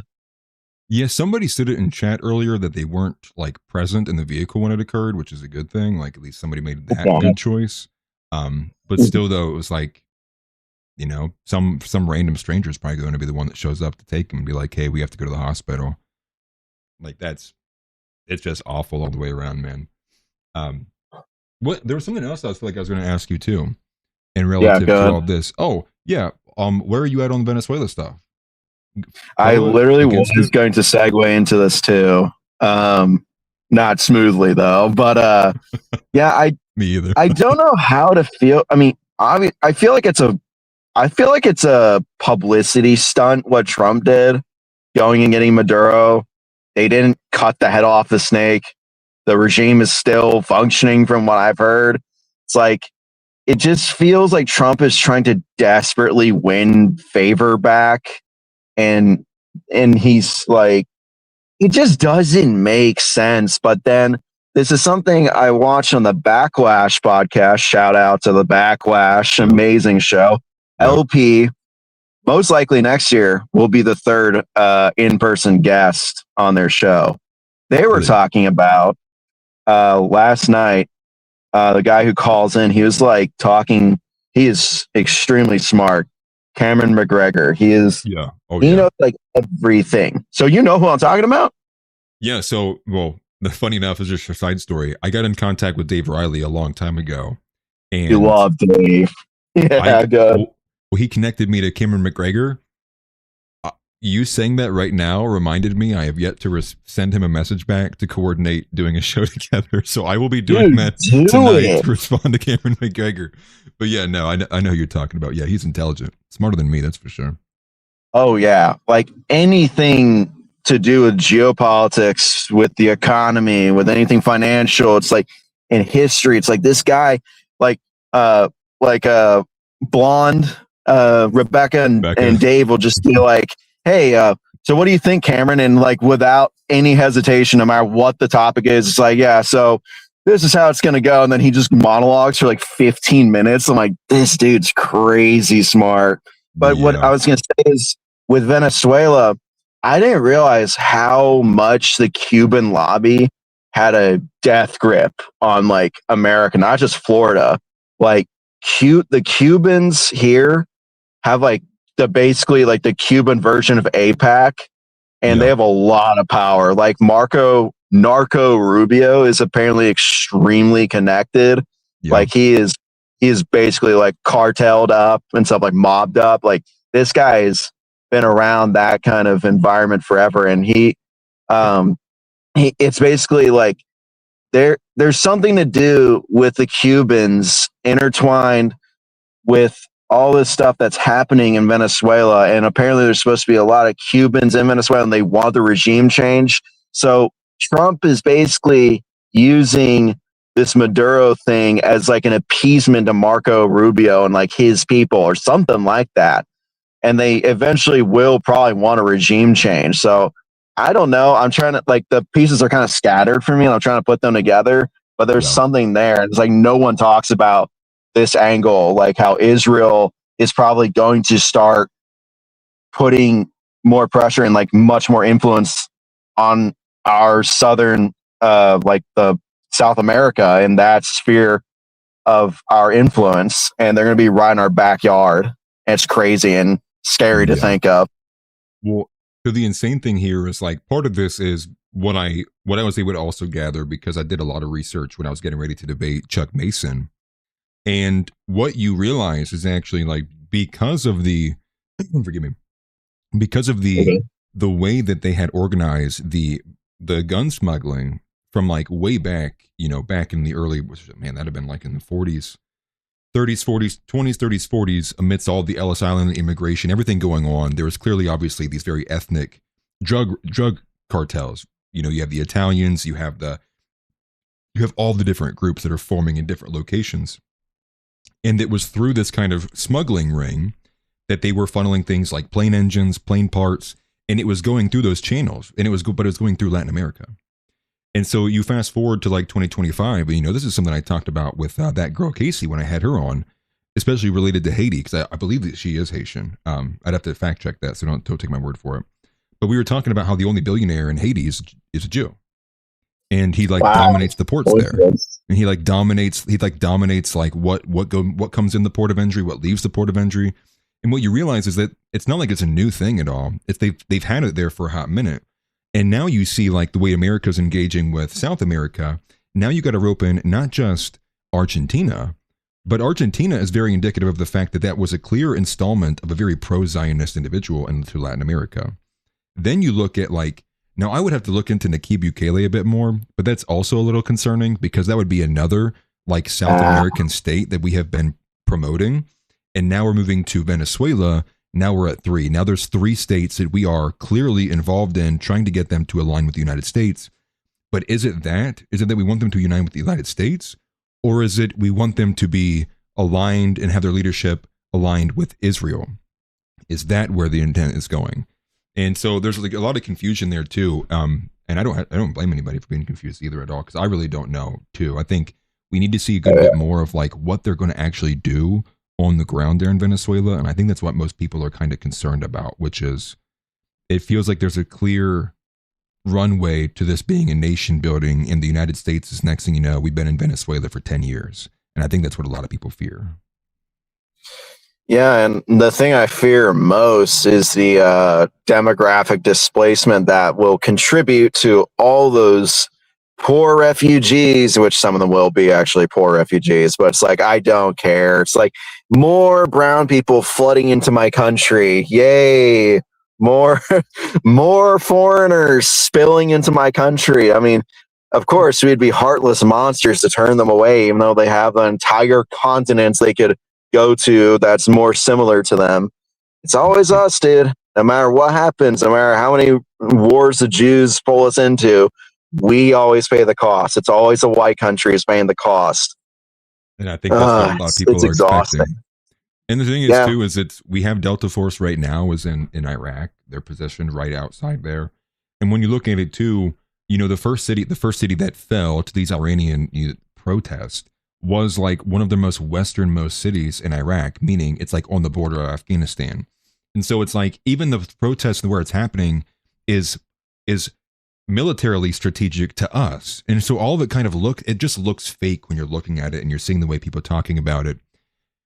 Now the question is ultimately, though, like what happens with Greenland, too? And that's what I'm like maybe the most curious about, because I didn't even report on this yet, but you guys might not have seen this. Now the newest report is that Trump is contemplating giving anywhere from $10,000 to $100,000 payments to people of Greenland to help to bribe them to secede. This guy, dude, Trump, dude, right? Anything other than help white Americans out, anything else but help us out. It's Sorry, insane. the best I can do is send another $quadrillion to Israel. And then I'll put this on screen for everybody to see, just so you can see it too. Let me get this. Absolutely nothing but L's for white Americans. Very true. But here's this one, right? Lump sum payments to Greenland residents for potential secession. 10 grand to 100 grand per person. Damn. Like, what do you think that's going to do to the dollar bill here? Dude, our dollar is so worthless as is. Like, I don't know. I don't mean to go into like a Dave Riley spiel here and start talking about gold, silver, and Bitcoin, but have you seen how much silver has skyrocketed recently? Oh my God. Yes. And so people who have been regularly watching the show, I've made mentions of this a few times, which is that there's been whispers that it's not anything that what we're telling us at all about these current geopolitical moves. Well, Iran and Israel is a whole different story, but that it's that China has been quietly building a supermajority of silver. And then they had recently put out a thing where they were not going to export any more silver, meaning that they were going to have essentially like not a monopoly, but close to it. And so a lot of people were like freaking out. And that's why people think that it's the Venezuela move was for more so the minerals than it was the actual like oil. Yeah. Cameron puts it a lot better on the backlash. He was talking about last night. There's something to do with this guy named Paul Singer. You'll never guess what tribe he's from. Yep. Elliott Management. Yeah, of course. And he is tied up with a lot of oil companies in Venezuela. And him and Narco Rubio, I believe, don't quote me, guys, don't roast me if I get it wrong. I believe Narco Rubio and Singer have an understanding in that he has funded him and stuff like that. So there's that connection there too. And it might legitimately, as retarded as it sounds, the oil might actually be a factor. But to get those refineries up and running, like Trump was saying in like a near Joe Biden state the other night, like, yeah, we're gonna take their oil, we're gonna get it up and running. It's like they'll take years from what I've heard, like to get to any sort of like export and to actually make money off the oil and getting it out of the ground. And then the companies won't want to go into Venezuela. So I don't know. Yeah. I'm only speaking. I'm only downloading Cameron's thoughts and like saying them out loud. But yeah, right. Yeah, I mean, hey, I think for myself, but it's like I don't know specifically. But go ahead. I've heard conflicting things on the oil. I've heard people go back and forth. So I saw from, I think it was Chris Martinson, which most people might know him just from COVID. He was one of the guys coming out, bashing all of the COVID, lockdowns and stuff really hard. I'm not sure what his background is. It's probably something with chemistry or with just in medical, I would imagine. But he posted something talking about what you're saying, which is if he looks at the way that we would have to actually build the refineries and what we'd have to do to get the crude oil even on a boat and into America to begin processing it, it's closer to like a break-even plan than it will be profitable for the U.S. And then I've also seen other people saying that it's not as novel as what people are putting it out to be, and that the U.S. is one of the few, if not the only place that'd be able to handle it with the current systems they have. And so, like, I don't know what to make of that. I do know there's a report that we already got anywhere from 30 to 50 billion barrels already in. And the national gas price right now, I believe, is like $1.90 something. Gas dropped below $2 here in Ohio. And I'm sure, I think it was in Colorado, it's like $1.49. It's like, holy, I don't know why Colorado's is so cheap. But it's beneficial to like some degree on that end with the economy. Well, I'm sorry, I was trying to cut you off, but is it really that low?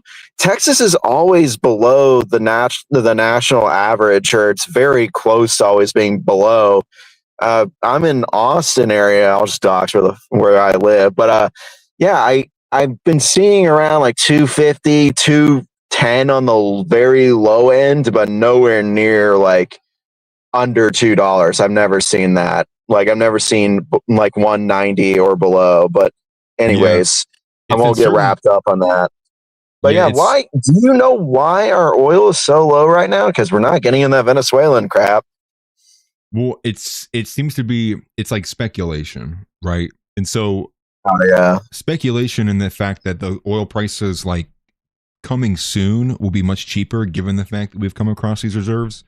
And so I think it's more so to say like, it's not the oil they're selling right now, obviously, is coming from Venezuela, but it's that they expect that it coming soon, maybe by the end of the month or close to that somewhere, they're going to start getting a lot more gallons of oil for much cheaper costs. And so I think that's why, because for here around me, it dropped to 240 the day of Maduro getting arrested, and then the next day it was back at 280 something. So it seems like the oil companies are reacting to it too. I thought it was an average of under $2. I must have been wrong, but there are multiple that are under $2.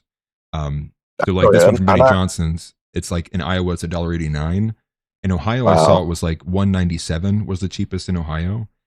This looks like the average is $2.81. Can you pull up Texas on there? Yeah, let me show that. Texas gas price. But that might be easier to do this actually. I was going to say, because I just, I don't want to like go off of my browser here. I don't want to lose you. Whenever I do that on LP streams, I always lose him. Okay, let's see. Go to like near the center. I forgot the name of my county. Yeah, keep going. It's, go a little bit further east, like where Austin would be. Here? No, further south. I can tell you don't live in Texas. No. Brazos, that's close enough. Let's go with Brazos County. What's Brazos County? 243. 243. I was going to say, I mean, Austin's right around that. I forgot the name of my freaking county. Here I am. Oh, you don't live in Texas, and I don't know the name of my county. Quick pop quiz. How long have you lived there? Atlas. Quick pop quiz, Atlas. What's the name of your county? How about you dox yourself? No, I'm not going to dox myself, but I do know what county I live in. I keep forgetting. I keep mixing it up with like Marion County, where I used to live in Indiana. But yeah, I forgot the name of it. But yeah, real quick, is there anyone else waiting? Because I'm gonna have to get going soon. No, nobody's else waiting. But you can go ahead and sign off, man, if you got to go. I do appreciate you calling in, man. Thank you very much. Yeah, I appreciate. God, can you hear me still? Sorry. Yeah. I keep accidentally cutting you off. Oh, you're fine. Go ahead, brother. No, I was just saying, I didn't know I was going to be talking this long, but it's good to catch up with you. I think I've been on the phone with you for like half an hour or something. But yeah, man, so. It's good seeing you, brother. Yeah, you too, man. Anytime, brother. I appreciate you seeing you and chatting in the Discord, dude. And good luck again with Chase the Woman, man. I wish you the best of luck with them. Yeah, pray I find Aryan Princess, brother. Yes, see you sir. soon. I will. See you soon, man. Take it easy. See ya. God bless. Convert to Orthodoxy. Yeah, word. Thank you very much, Orthodoxer. You guys don't know, Orthodoxer had been following me very early on in the period right before I started really getting beyond even like 10K viewers. been one of the people who's been in the Discord the longest and one of the funniest guys in there too. I appreciate him. And thank you very much for the super chat from Benny D6257. He says, mega posters like Benny Johnson are claiming many states are below $2. He named Nebraska, Iowa as 2. I live in Iowa and commute to Nebraska. It's fluctuating between $2.29 and $2.49 here. They are lying that it's below $2. It is looking like that was a huge lie that I'm seeing here right now, because I saw a post that had a lot of play on it that showed it was $1.49 in Colorado. Now, this does not reflect that whatsoever. 281 though does seem to be accurate as of January 8th, so that would be today. And I wish you could see, like, you know, maybe like a reference points of like what they were like a day ago or like 2 days ago. But major thank you to the super chat, brother. I appreciate that greatly. And I wonder if I'll see if I can find that post. Actually, let me put it back on the regular watch screen. Actually, I'll see if I can try to find that. Actually, he said define orthodox. Yeah, man. I trust me. Everybody knows I'm not politically homeless. I am sect homeless. Is that the right terminology there? But I want to find this, man. Maybe they deleted the post. Gas prices. We're monitoring the situation, man. Define orthodox. And again, thank you for the super chat, man. I appreciate it. Maybe we can find that. So here's this one. This is from Remarks. This is from another day, from $1.98. I thought you said, here it is. This is the one that I saw.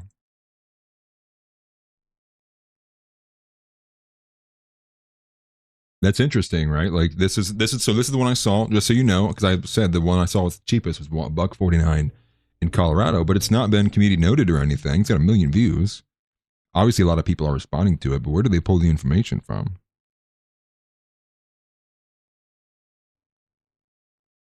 Ain't no way it's $1.49 in Colorado. That's crazy. It's so quiet in here now, man. Orthodoxer's gone. It's like, dude, it's like silent in here.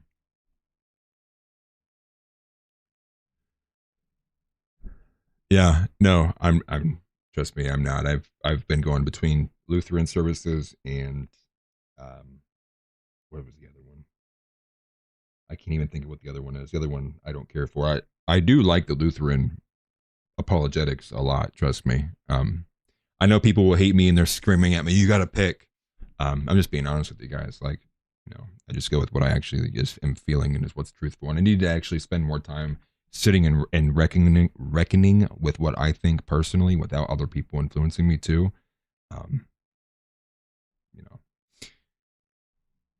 You know, but that's crazy though. It looks like this is just a complete BS lie, because this is putting at least, like, from South Dakota on, that's at least 1, 2, 3, 4, 5, 6, 7, 8, 9, 10, 11, 12, 13, 14, 15 states under $2. So it wouldn't have been an average of 281.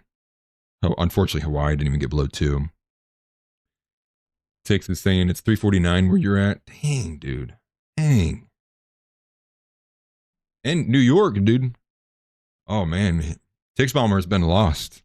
Zoran Mamdani is your king. You are no longer with us. New York is no longer recognized in the Union. It's funny, I didn't even press that one. All right, so what do we got here, guys? Is there anything that's been floating, hitting the internet that you want me to go look at, that I should go see? Any like clips that are circulating at all? I need to pay attention to. I got my attention focused on chat now. Interesting. Howdy from Georgia? Man, hey, nice. I've only been to Georgia twice, and both times at the airport. I never really went beyond there. No, I take that back. 3 times. When my dad, you guys seen Bar Rescue?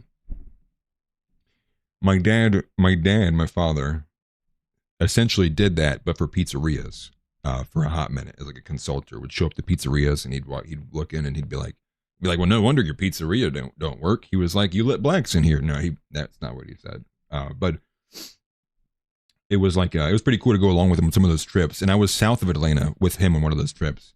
Dude, it is so hot in there.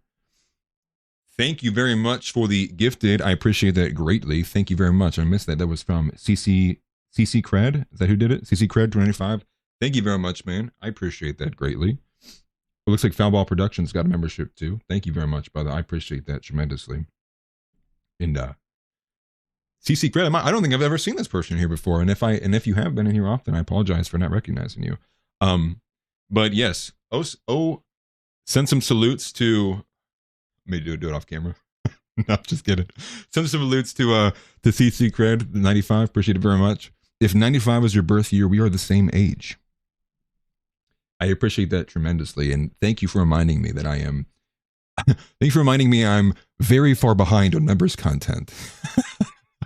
Thank you very much. I appreciate that. CC Cred 95. Thank you very much for that, and great profile picture too, man. Benny D has a super chat as well. Another one. Thank you again, brother. He says they are trying to farm love for Trump and keep people forgetting they passed the second deadline for the Epstein files. That was, I think, the best point from Owen Schroyer when I was listening to Owen talk with Zeb Boykin, which was that just immediately fell out of the news cycle. Now that I'm thinking of that, why don't we take a look at Thomas Massey? Because I would like to see if Thomas Massey's even pushing that himself. What is members' content? Come on, theology, dude. Don't do me like this, man. I needed help, not attacked. That's right. No. What about No More Brother Wars, 1989? I just messed with dude. But I'm curious because, like, is Massey pushing this, or is he more concerned just about, the Maduro stuff? And that's crazy. So he definitely is. Okay, everything taken back. He's definitely pushing it still. Look at this tweet here from 8 hours ago. He's quoting JD Vance. He says, seems like it was just yesterday. But what is he quoting? A post from JD from 2021. And it says, remember when we learned that our wealthiest and most powerful people were connected to a guy who ran a literal child sex trafficking ring, and then they got mysteriously into jail, and now we just don't talk about it. Texas owed reparations. That's funny. So, okay, so there is pressure coming from Massey still on this, and that's good. But not just like this, like, the pushing there. Like, we need to see people, like, actually looking at the fact that they violated a federal. Oh, he is keeping the pressure on. Let's go, dude, from 19 hours ago. He says the biggest problem isn't that they're missing the deadlines, it's what they're redacting. Let's take a listen, dude. Thomas Massey balling out here. And again, I appreciate that. Oh, man, with another super chat. Thank you very much, man. He says, you have such a sick intro edit, by the way. Thank you very much. I appreciate that. For anybody who knows, I was like, I had so many intros in like a short period of time because I was trying to find a good one to put out. And it felt like every one I put out, it'd be like half of them were like, I like this. Half of them were like, man, this is cringe. I'll never watch your show. Delete this. I thought you were based. Never watch it again. I'm like, dang, okay. But it looks like I finally found one. And I appreciate it, man. Thank you for the members and the super chats, dude. That's huge. And I appreciate it. And again, I'll say this too. Like, I would not be able to do this if it wasn't for you guys. So thank you very much for that. And let's get some shame game going for NAV too as well, actually. You know what I mean? How about Zeb sits down and does some content for once? No, I'm just kidding. Zeb does more. Let's pressure Josh. Next time you see Josh, ask him when's his show airing. Okay, anyways, let's see what Massey says here.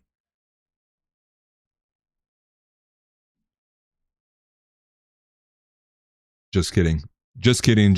Actually, just kidding. Completely just kidding, because I don't, before you say audio, I know. I turned it off for Orthodox, so I got it right here. The fact that these Epstein files there are millions of more documents that are still revealing at this point. If this were a private law firm with 5% of the resources of the DOJ, this would have been done by the deadline.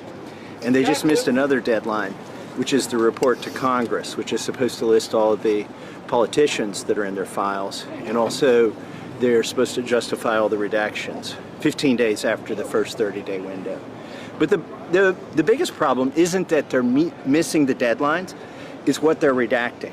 So they're citing the Privacy Act And they're trying to pretend like that overrides a law that we just passed that says you can't withhold records to prevent embarrassment. They're also citing FOIA standards, which don't apply to our law when they're trying to say that they don't have to release internal decisions. But our bill specifically says release internal decisions. You know, it would be nice if we actually had reporters who like cared to cover this stuff, because like what he had said there, which is like, they're citing FOIA. Who is citing FOIA? Like, where are the clips of these people hashing these arguments out? Why are they not on the internet? Or maybe they are and they're not getting any play. But I would want to know, like, what is the defense there? And at the most base level, you know, the government, not the government, but more often than not, most rules operate that specific beats general. And I would argue in this case, like, clearly that new federal laws would stand to reason well over any of these other procedures, because it's specifically looking at that specific case. Josh's channel is dead. I had to put that on here, man. I was like, man, dude. It's like, man, I thought we were bros, dude. No, I'm messing. It is, dude. But to be fair, to play a little bit of defense for Josh, he's the only one that's still working like a pretty stringent, like full-time job out of the group of us. And so, to that end, you know, cut him some slack. You know, let him get up. And thank you for becoming a member of GeoGasser. Appreciate you very much, man. And if he's looking good, lots of potential, needs more Atlas. I would say we need some more leftists. I hate to say leftist, but I would like to get the debate channel a lot more well running, be a lot more well-oiled machine. I guess the idea though is like, oh, here's all the women I have really good relationships with that I can just contact. Like, no, I don't. Like, I see women and I say, hey, shut up, make me a sandwich. No, but it's just to say, like, I don't have a roster to pull from. Well, that also sounds bad. I don't have like a group, anything to go into, you know, to like be like, hey, let's have this leftist debate. These principles of feminism or something. It's like, we would have to like, we need to find and start reaching out to like other creators, which too is like, and I'll say this too as well, like I'm open to any like form of debate. So if you guys see some crazy, stupid content creator and you're like, hey, debate this guy, you can throw my name in the ring, dude. Like, I'm not afraid. I would easily do it. And yeah, no more Chug. He threw in the towel. Listen, to be fair, he has just been, it's just not his generation anymore, right? It's like when they sat down with Mark Hamill, when he was like mad that like they weren't going to get a scene with like Leia and Han. He sat down and he was like, listen, it's not Luke's story anymore. It's Gen Z's story now, dude. You know? Speaking of that though, there was a lot of people had said that too, and you guys were right. Somebody had asked me, because I prepared a lot of stuff and because Chuck was kind of not engaging with the content largely thereof, I do plan to put all of that. I have all the materials together. I'll probably run through it the same way I would have outlined the argument to Chuck. There just won't be another person present, so I'll probably try to run through as much of that as I can in a nearby stream. That one would be better form in a stream just because there's so much information moving and people might ask questions. In a video for that would just be a nightmare to put that all together and make it seemingly together. But I do have that, and I don't know who asked for that, but it was a great idea. Because thank you, because I hadn't thought of that. Forgive me, the Somalian hat must be too tight, dude. I'm like burping like every 2 seconds. And there we go, boys. There we go. Weighing half, dude. We're all weighing halves here, I think, besides Marcus. No, I'm just messing, dude. I love you, Marcus. Forgive me, dude. Assad got to control my air vents. Says Governor Tim Walz has just officially authorized the Minnesota National Guard to support local law enforcement. So that's interesting. Because now because I'm kind of thinking, plus the police, like who are they coming to help? Support local law enforcement makes me think they're going to be here to help ICE. Hoping so. Thank you for the super chat, GeoGasser. Appreciate that, man. He says, what do you think about venting some TPUSA and Erica Kirk conspiracies? Jesse on Fire mentioned yesterday that he had 9K new subscriptions last week. We could. essentially haven't followed much of where that story has went since it kind of moved away from the Alex Jones calling her a MI6 spy and her involvement with John Mappin and the European affairs and like the intricacies with George Farmer. That's kind of where I left it. So the last that I'd kind of really followed with where it was at was when Cabot Phillips was being brought into it. And then I think I saw from like Diligent Denizen, there was like all these similarities with like Cabot Phillips. If he turns his head a certain way, he looks like Tyler Robinson. Jesse on Fire. Why does that sound so familiar? I know who he is. Jesse on Fire is, I don't know if he's like a former Marine, former firefighter, or something like that. Jesse on Fire had a great video like 2 years ago about the comparison of nuclear armaments between Russia and the United States. I like that video from him a lot. We can, if we understand on the timeline, if we see anything on the timeline, I'll definitely respond to it. But I guess what I would say to it so far is that it's exactly where it is at, where it was like the moment that it happened, which is that people don't know what to think and no one finds anybody trustworthy, which is partly on the faults of the people who are trying to to convey that their side of the story or like what their argument is, and also to the fault of everything else that's happened prior to even that moment, which is you rope in the Epstein files, you rope in COVID, you rope in 9/11, you rope in the Forever Wars, you rope in the war on drugs, all of it. We're just like it's no trust society. Nobody believes anybody. And at the same time, there is this feeling you get when you watch these people that like, are they just trying to get views? Like, are they just trying to get clicks? And we saw like the recent kind of blow up with Valhalla VFT. And just to show you like how, what other word to even use for it beside like cultish? And it's not to offend anybody at all, but like when Valhalla VFT was being propagated as like, he's one of the top 3 guys who are really only searching for like the truth between like Candace Owens and Ian Carroll, and then Valhalla VFT with the ballistics. Then you could throw in people like Zeb Boykin in there too. And what happens the moment that he starts saying like he was like questioning the whole story with Mitch Snow, which I too would be like, hey, if this person's trying to say like he saw something as he's a factual witness, but he's got a pattern of behavior of like being involved in these weird schemes and scamming and like lying and like his wife, and so like that I think is important to bring up. But they basically crucified VFT for that, and the next thing you know, he's like on stream drunk, he's yelling at all of his chat, and it's like, I mean, I don't know what you want to do with that. I mean, like, I don't find Valhalla VFT overall trustworthy from that moment at all. And the whole thing, you just go like, you get cognitive dissonance. I don't really know what we will really honestly get that will be substantive. I think one thing I would cover, and let's do that. Let's do this because I think this was a substantial moving forward. This is one of the last things I did see. Was the photo that Candace aired from the back of Charlie's head. We'll watch this. Because I don't know how she got a hold of this, and I've not been following her show at all. But I will go to this here. Yeah, make sure I jump down to this. Yeah, you can't watch most of this, guys. And it's not that I have anything really against them. I do find a lot of them are pretty similar in the way that they kind of do content, but maybe that's just part of the appeal for that. But this is Candace Owens, and this is, again, one of the big pieces that people have been wanting the entire time to help prove or disprove the idea that it was a 30-on-6 that was, and the damage that happened, and where was the exit wound. What does the back of Charlie's neck look like? Can we see the other angle? Can we see the one angle that we haven't gotten yet? And that is what Candace Owens puts on screen, a frame of that angle. Now, it's not a video as far as I understand, it's just a frame, but we'll take a look at that. And for clarity, I want to show you guys this as well exclusively, a still image of the much longer video I have that was shown to me of Charlie from behind. Okay, this is the video, and you can see what we have there. That's Charlie's necklace that's hanging. There's no blood on Charlie. There was absolutely no blood on Charlie. Not only did the bullet not go through, it didn't even cause any sort of destruction. And I follow that video until he goes down. There's nothing that we would expect to see from a 30-06. And again, I have a close-up of this.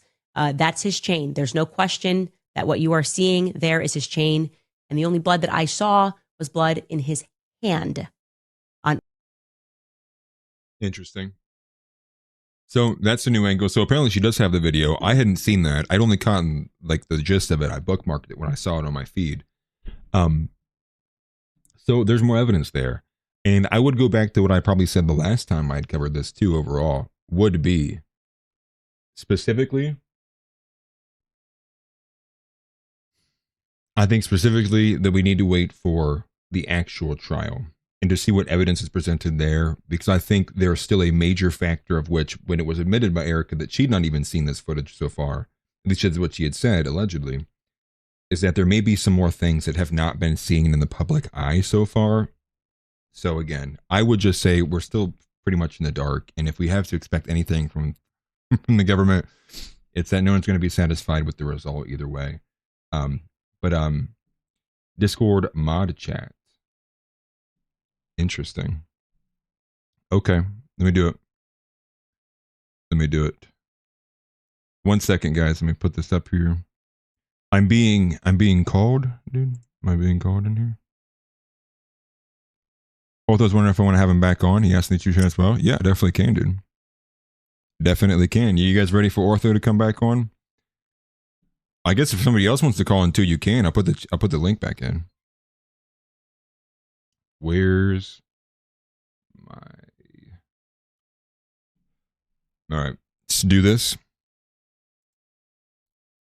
And again, thank you for the memberships and all the super chats, guys. I appreciate it. The overlay is only on this screen, on this scene, so you're going to see them all coming in. But it's good to be reminded that we got all that. I'm putting the link in the chat one more time. And but thank you guys for that. I appreciate it. Is Ortho like saying it in the chat? Dude, Orthodoxer must literally be verbatim like shadow banned on YouTube chat, because I'm not seeing any of his chats on here at all. Oh, we're back. Are we doing face this time?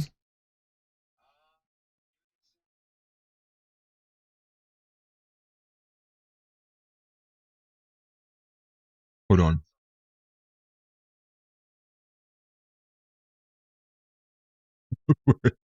Hold on. You weren't on screen yet. I didn't get a chance to put you on screen yet. Yeah. You should, just so people can see. Okay, you should be on now. Okay, I'm gonna try and do this while I drive. Hello, Goyim. I'm one of you Gentiles. Yeah, I just want to show off. I have a 3-bar crucifix. Shout out to all the Orthodox homies in chat.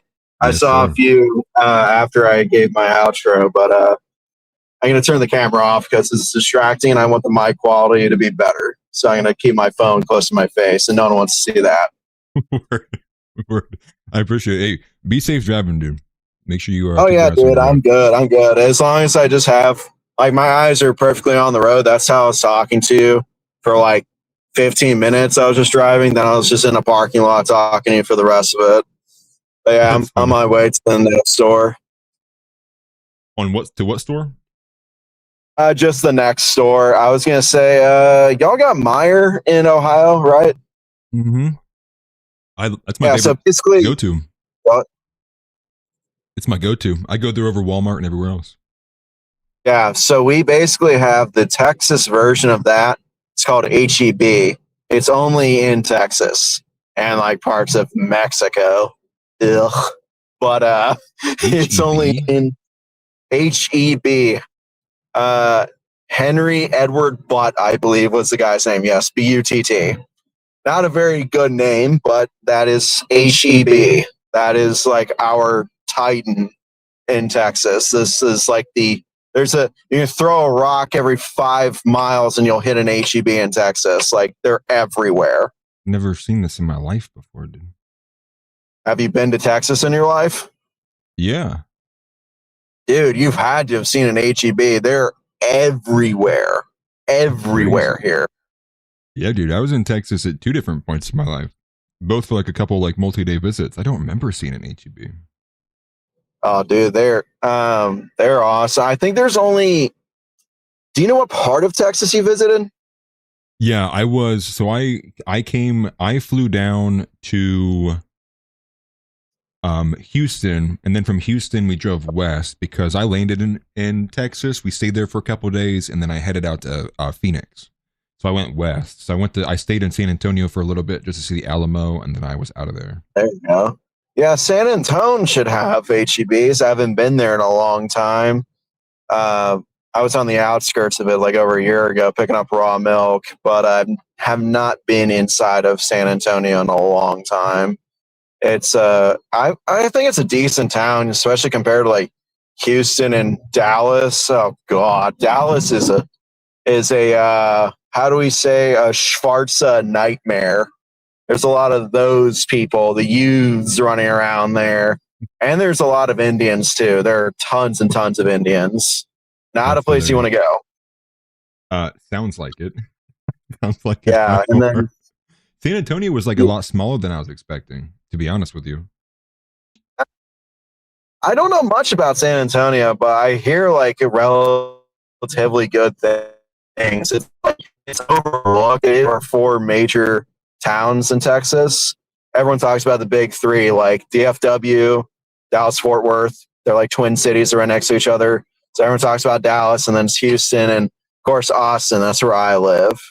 It gets a bad rap, which it should. As a lib shit, San Francisco-esque city, but there are a lot of good white areas here in the west of town, which is where I go to all the time. That's where my church is. Yeah, and I'm just doxing where I go to church. I don't care. I see a lot of. Sorry, you're cutting in and out a little bit. I'm still catching what you're saying. What you think? I feel like you're in the middle of nowhere, dude. You're cutting in and out for a second. But I'm curious now because I see more people in chat are saying they're in Texas. How many people in chat right now are from Texas? Do I have a lot of people from Texas that follow me? I must be. I think you're good now. Am I still terribly cutting in and out? No, I think you're good now. I was watching your sound bar move. Ooh. Okay. We got people in your region, dude. They're gonna come we have find people you. In my region? Yeah, dude. They're about to come hunt you down. Maybe. I'm very well armed at all times, so bring it. Fed, he's got a gun. No, but if you want me to be on topic, I can be. No. Well, I don't remember what I was talking about before you jumped in. Oh, Candace Owens and the whole Charlie Kirk thing. That's what I was talking about. Oh yeah, Canned Ace, as Andrew Tate likes to call her, Canned Ace. She is a wackadoo, crazy black woman. Do not trust her at all. Major grifter, huge history of grifting. Not a fan. Well, let me do the super chat real quick. From Geo Gaston, I appreciate it, man. He says, "Did you see that Mitch claimed on X the Zodiac Killer is his father? Love the Orthodox Cross insignia, by the way." And yeah, right. Yeah, I do like it. I like yours a lot. I did see that, which is I saw it from Alex Jones. I didn't explore it beyond there, but it's like more of the same. This guy has made all these kind of boisterous claims, and at a certain point, I think, Occam's razor would implore you to say the easiest solution here is that he's just crazy. He just says whatever he wants, and like there's no point listening to him. And that seemed to be what broke it for a lot of people. Was they're like, what do you mean you're not listening to every word that he said and hanging on every word? What do you mean you find him a little bit untrustworthy? You must be Jewish. It's like, that is insane. And like that's kind of the level we got to with it, was people just losing their minds about it. And I do think you're right. Like, it turns people away when Candace is doing like the head bobbing shit, and on top of it, her chat is like anybody who steps out of line even for half an inch for half a second is like excised to the darkest corner of the internet. It's insanity. Like, who's listening to that? Who wants to be a part of that? One quick derailment from Candace. Do y'all want to see something? Y'all want to see an unboxing of an Orthodox cross I literally just picked up from the mailbox? Yep, let's see it. All right, face docs. Yeah, I'm a chud. I'm working on it. So this came all the way from Constantinople. This is my replacement 3-bar cross I got right here. Oh, that is awesome. Put it up a little higher. It's made of that's perfect. Iron closer. Yeah, I love this thing.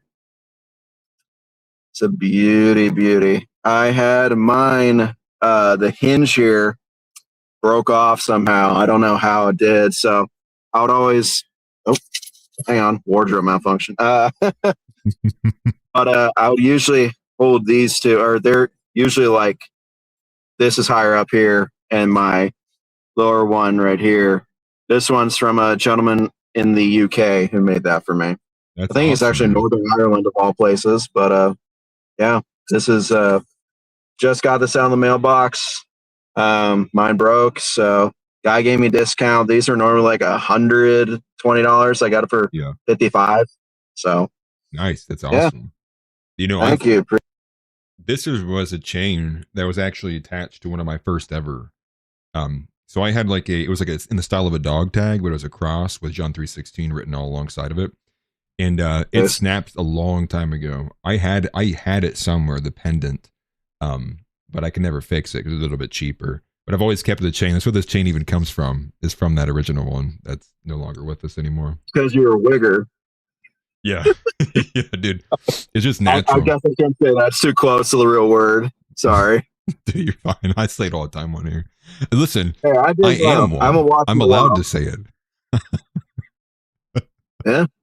I got the pass. I can say it. It's like real men don't ask for permission, but they don't say it on a live stream so they don't get their buddies banned. So no, it's like, listen, I drink Monster and Mountain Dew together. I punch holes in walls and I play Call of Duty. I am a wigger.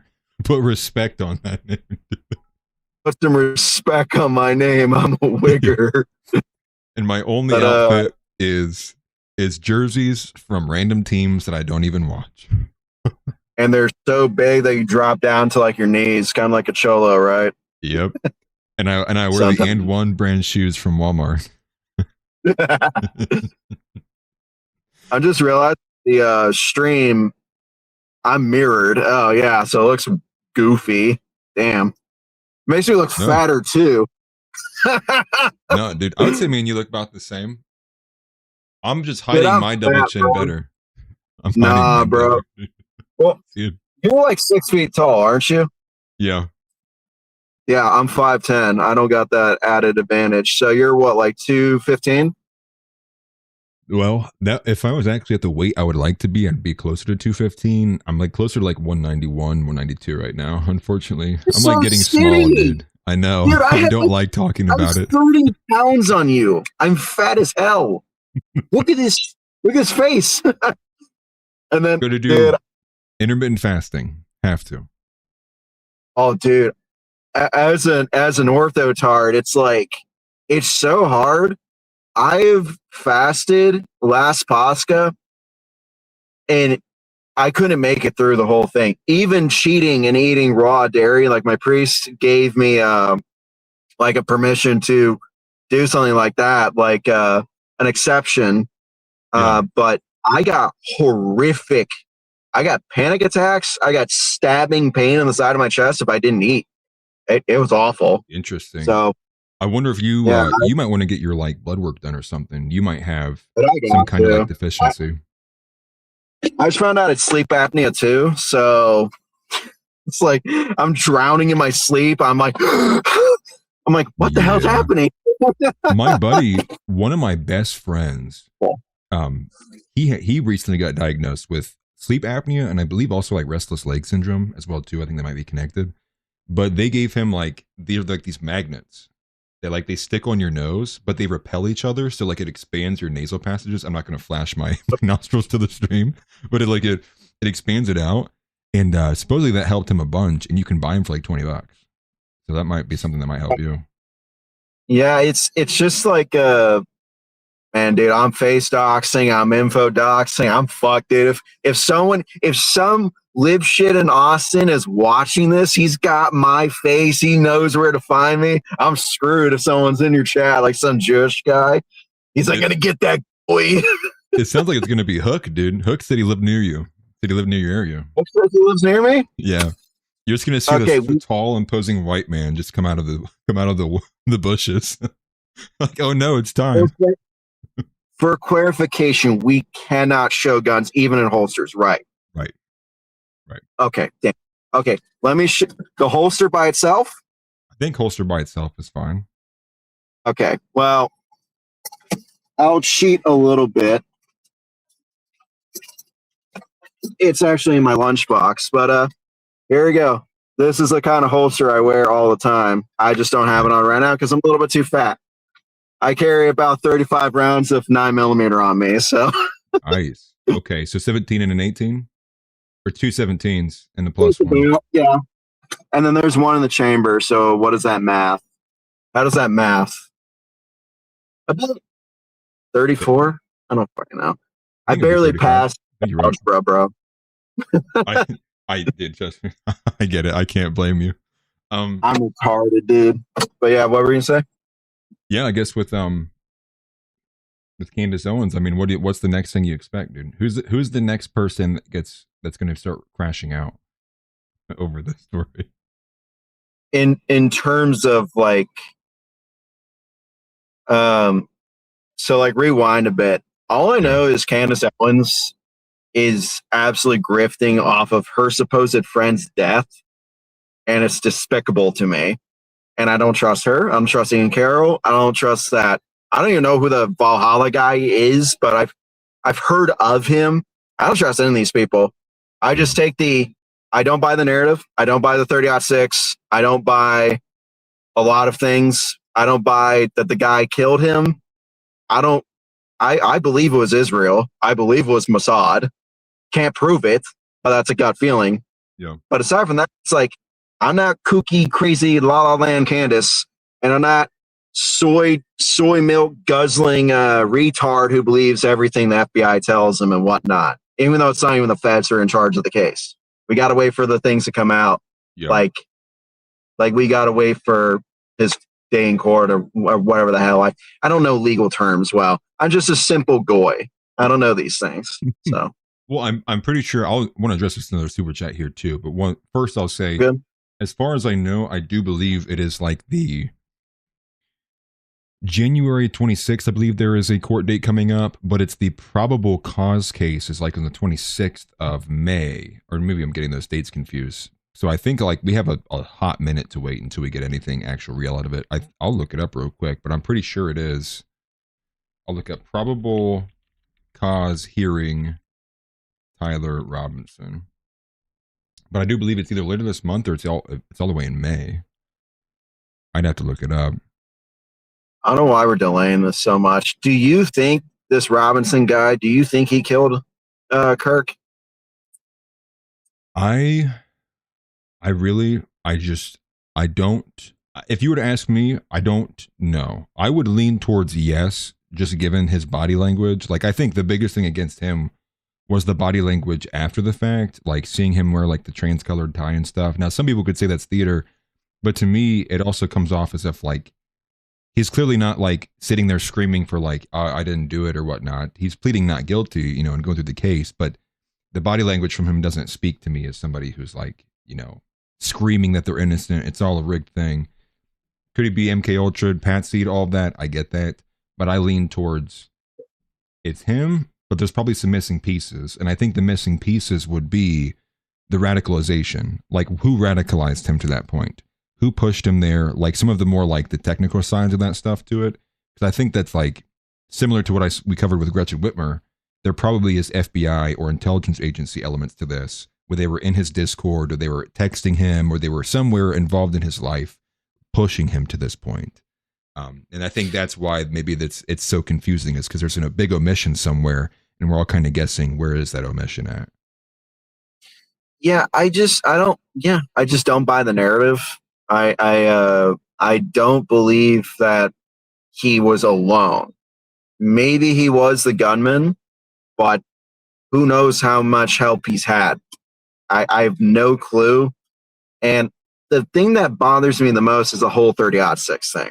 I definitely believe it's a smaller caliber. I'm not some, I'm former law enforcement or I'm former military. Like, trust me, bro. I know what I'm talking about. I'm just some simple guy who has watched ballistic videos, who's been around people who've hunted all their lives. I'm a simple goy. I'm just like one of you Gentiles. I just, you what? I get it. I mean, like, I've listened and I saw through Zeb Boykin's, like, went through his ballistics. I went through other people's ballistics. The big thing that stuck out to me, though, was when it was Jean-Pierre Francois pointed out that of all the ballistics that people have, nobody's still doing, like, the downrange shot. They're still, like, everyone's, like, doing it from, like, 20, 30, 40 meters away when the shot was actually, like, closer to 100, 120. And in the one test that JF put up, that the guy actually used a rangefinder, he set at the exact distance with, like, a 9-degree down angle to it. The ballistic gel that he used, it didn't like blow up like how the other ones you're seeing it.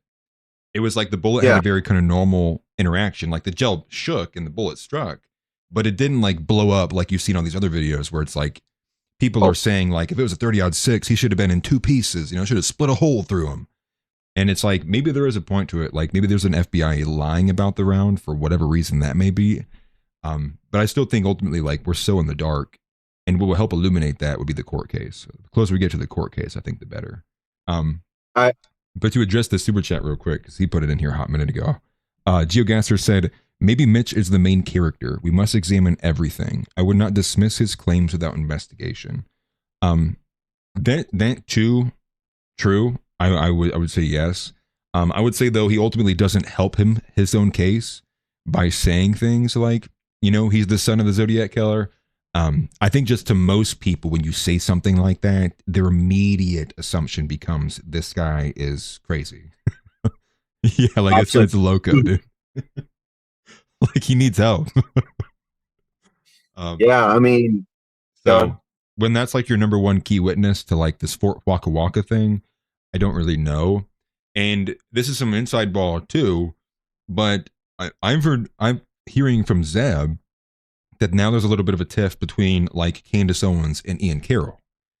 And so, like, where is that going to go? And I think, I've not watched a recent video, but Zeb was telling me, like, in one of her most recent episodes, it was like she kind of put Ian on ice, kind of with some of the stuff he had recently said. But again, I've not followed. That's all kind of what I was picking up from Zeb. So take it from with a grain of salt there, but it just seems like chaos.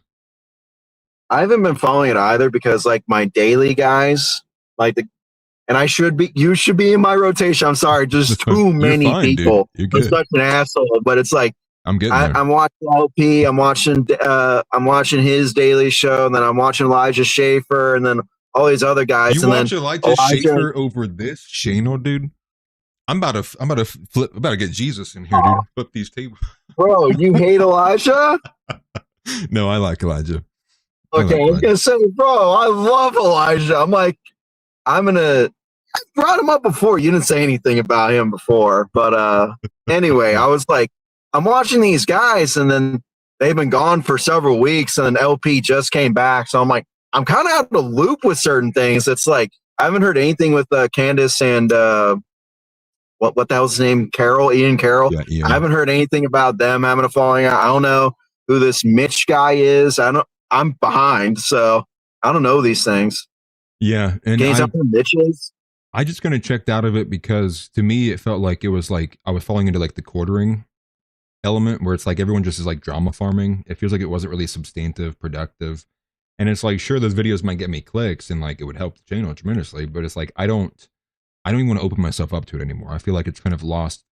Like there was a time in the months after where it was very important and pertinent, but seeing how we're still grasping at straws at the bottom of the barrel now, to me, I'm just like, no, I'm like, I just am like entirely hands off. I'll wait until we see to the trial, and then we'll probably pick it back up once the trial starts picking up. I don't know. That's kind of it with that. To be honest with you, Junior Coltrane, dude. Do you see my hands? When did I time out Junior, dude? I don't. It's ticks. Do a Masonic sign real fast. Yeah, the Illuminati sign. No. Listen, dude. Listen, Ticks and Junior Coltrane, their beef goes back 2,000 years ago. Back to Esau and no, just kidding. their debate was promised 3,000 years ago. Yes, exactly. We know who this other guy, Coltrane. Who's this guy? He's been in and out on some of these chats here. He typically comes in here and is very negative. Anything I say, I think he typically takes the opposite end of it. But he's a decent player. Yeah, if anyone shits on my boy Atlas or Ticks, you tend to be in the wrong, no matter what it is. True. That's just how it goes. You heard it here first. Just be real. Exactly. I'm the authority, or I'm the arbiter of truth around here. Yeah. Yes, that is true. But got anything else you want to go over? No. I was actually probably just gonna go to the timeline for a little bit, and I'll honestly sign off not too long from here. I plan on going for maybe like 3.5 hours, maybe 4. To be honest, I've been pushing strong still, like 90 still watching right now. So maybe I'll just keep going until I gotta pee. One quick thing. I mean, I just can't see Chad. What people has anyone been roasting me? Like, who's this fat goy on here? I'm just curious how they've been feeling about me. There was only one, and they said this guy talks. Well, there's a couple, but the one was like, this guy talks down about himself too much. He has low self-esteem issues. I do a little bit. It's something I've worked on. Okay. I'm just a simple goy, okay? That's it. I don't know. And it's not even my intent, and it's so many people have said that. I'm like, I don't know, just I rag on myself a little bit too hard, but yeah, just the way things work, I guess. I don't fucking know. I'm just autistic, okay? Yeah, there's an element too where it's like, just generally being like honest with yourself too. But also, I would say too, there is a point where I would pick that up where it's like, you want to be aware and honest with yourself, but also not holding yourself to such a standard that's extreme that it's feeding into the fact of why you feel bad about yourself. Like having the realistic kind of goals and framing to look at things too. That way you don't get in that kind of feedback loop where it's like, what's the point? I was never not going to be fat anyways. And that's like not where you want to be. No, that's changing. Yeah. I'm like, my buddy he's a jiu-jitsu guy. He's a black belt in jiu-jitsu, and he's in a death metal band, a blackened death metal band. Shout out to Buried in Blood, Orthodox band. Well, he's converting to Orthodoxy. Check them out sometime if y'all want to listen to some heavy stuff. But he's gonna train me, not in jiu-jitsu, but he's been putting me in the gym. He's like, all right, Mav, this year we're gonna get you off of beer. I'm like, no, not my beer slop.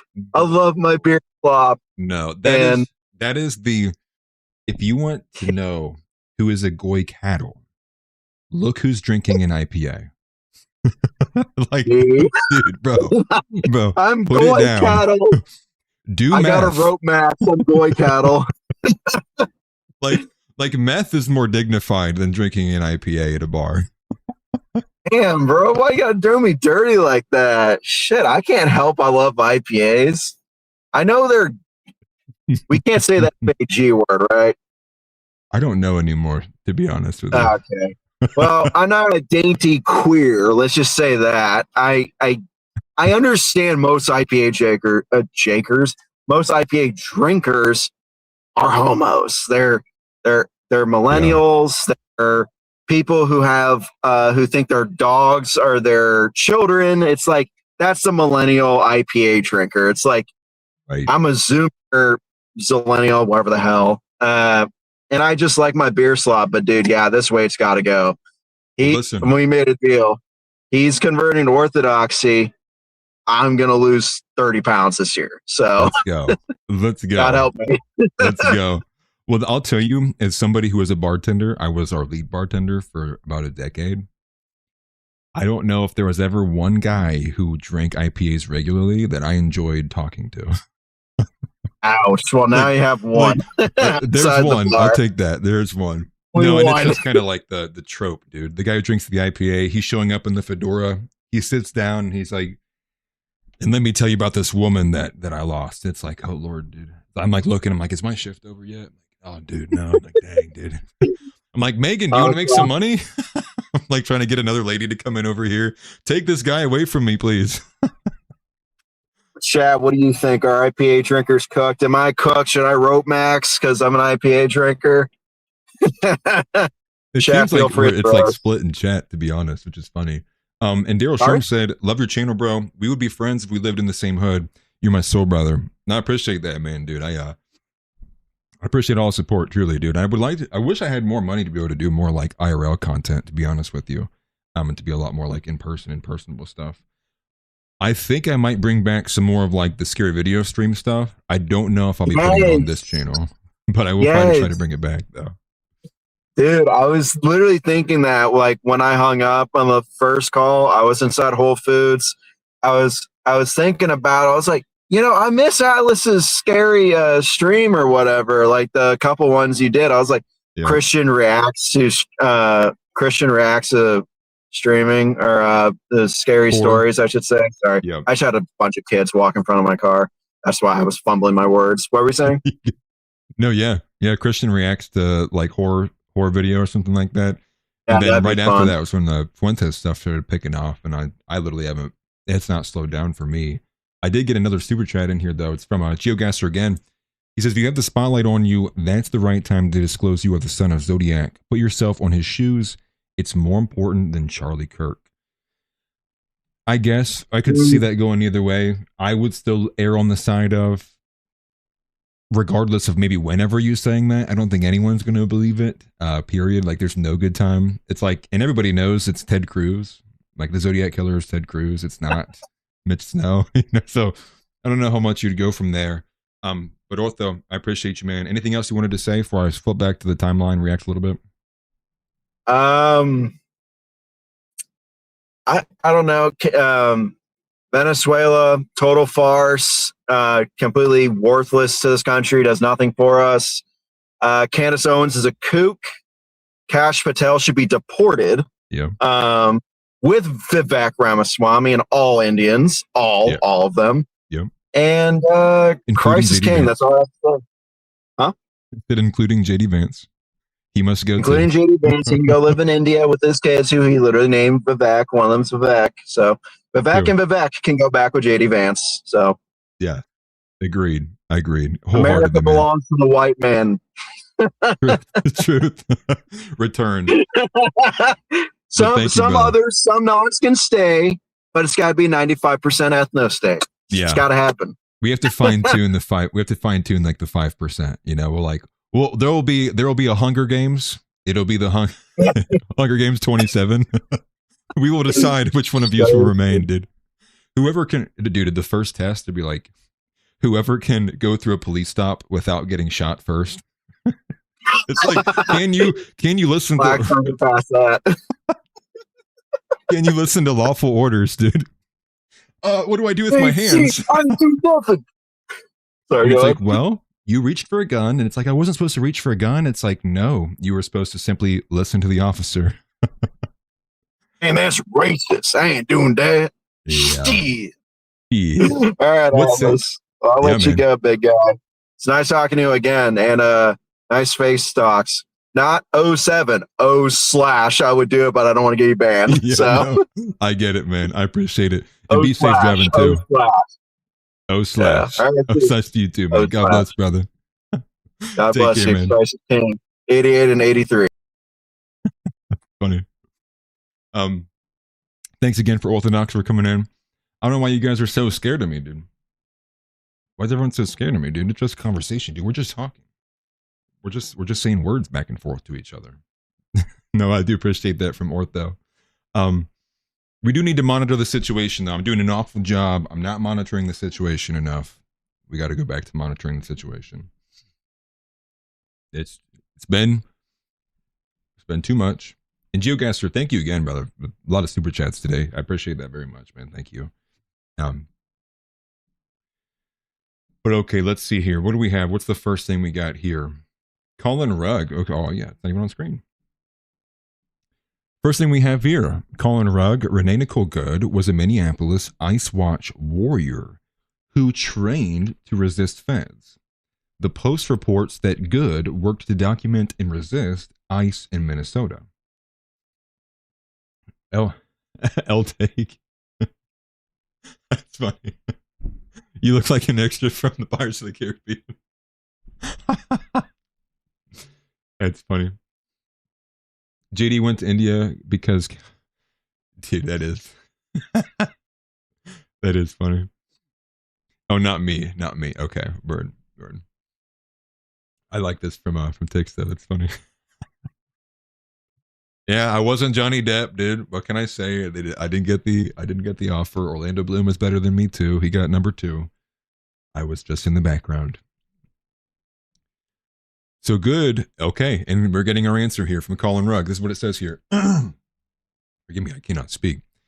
Good reportedly moved to Minneapolis last year and quickly connected with anti-ICE activists through her son's charter school. Interesting. The charter school says it puts social justice first and involving kids in political and social activism.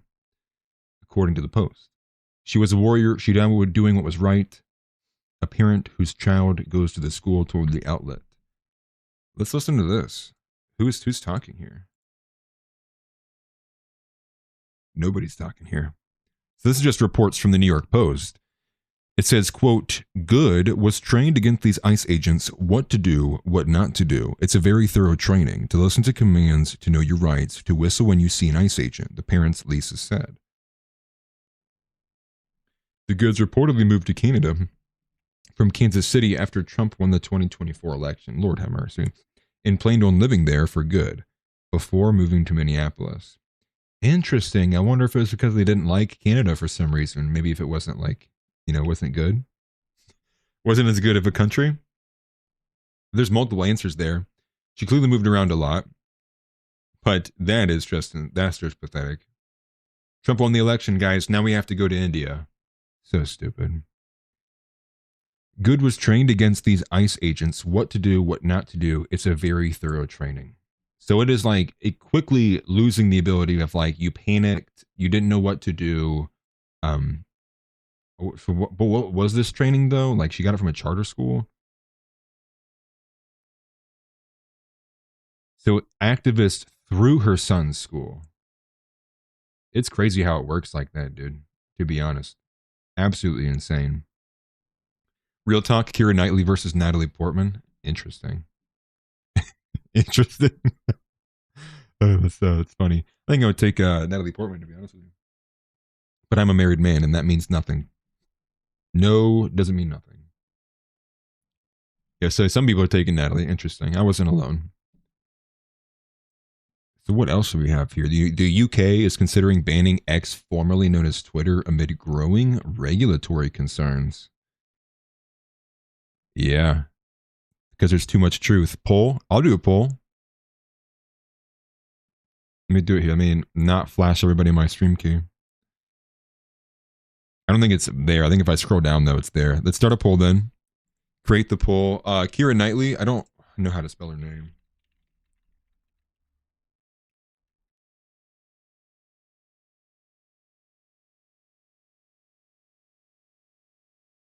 Okay. You guys are off to be wrong. That's funny. I put that in there. And again, all the support, guys, from today so far, appreciate it greatly. I probably need to be doing some more of these. There's like general reaction and personable streams more often. Seems like you guys like it. The last time I did was literally. Oh, is it just yes, no? Dude, I'm so sorry, guys. It was a bad poll, is what it was.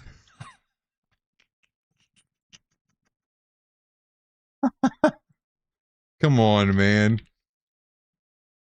Give a dude a break.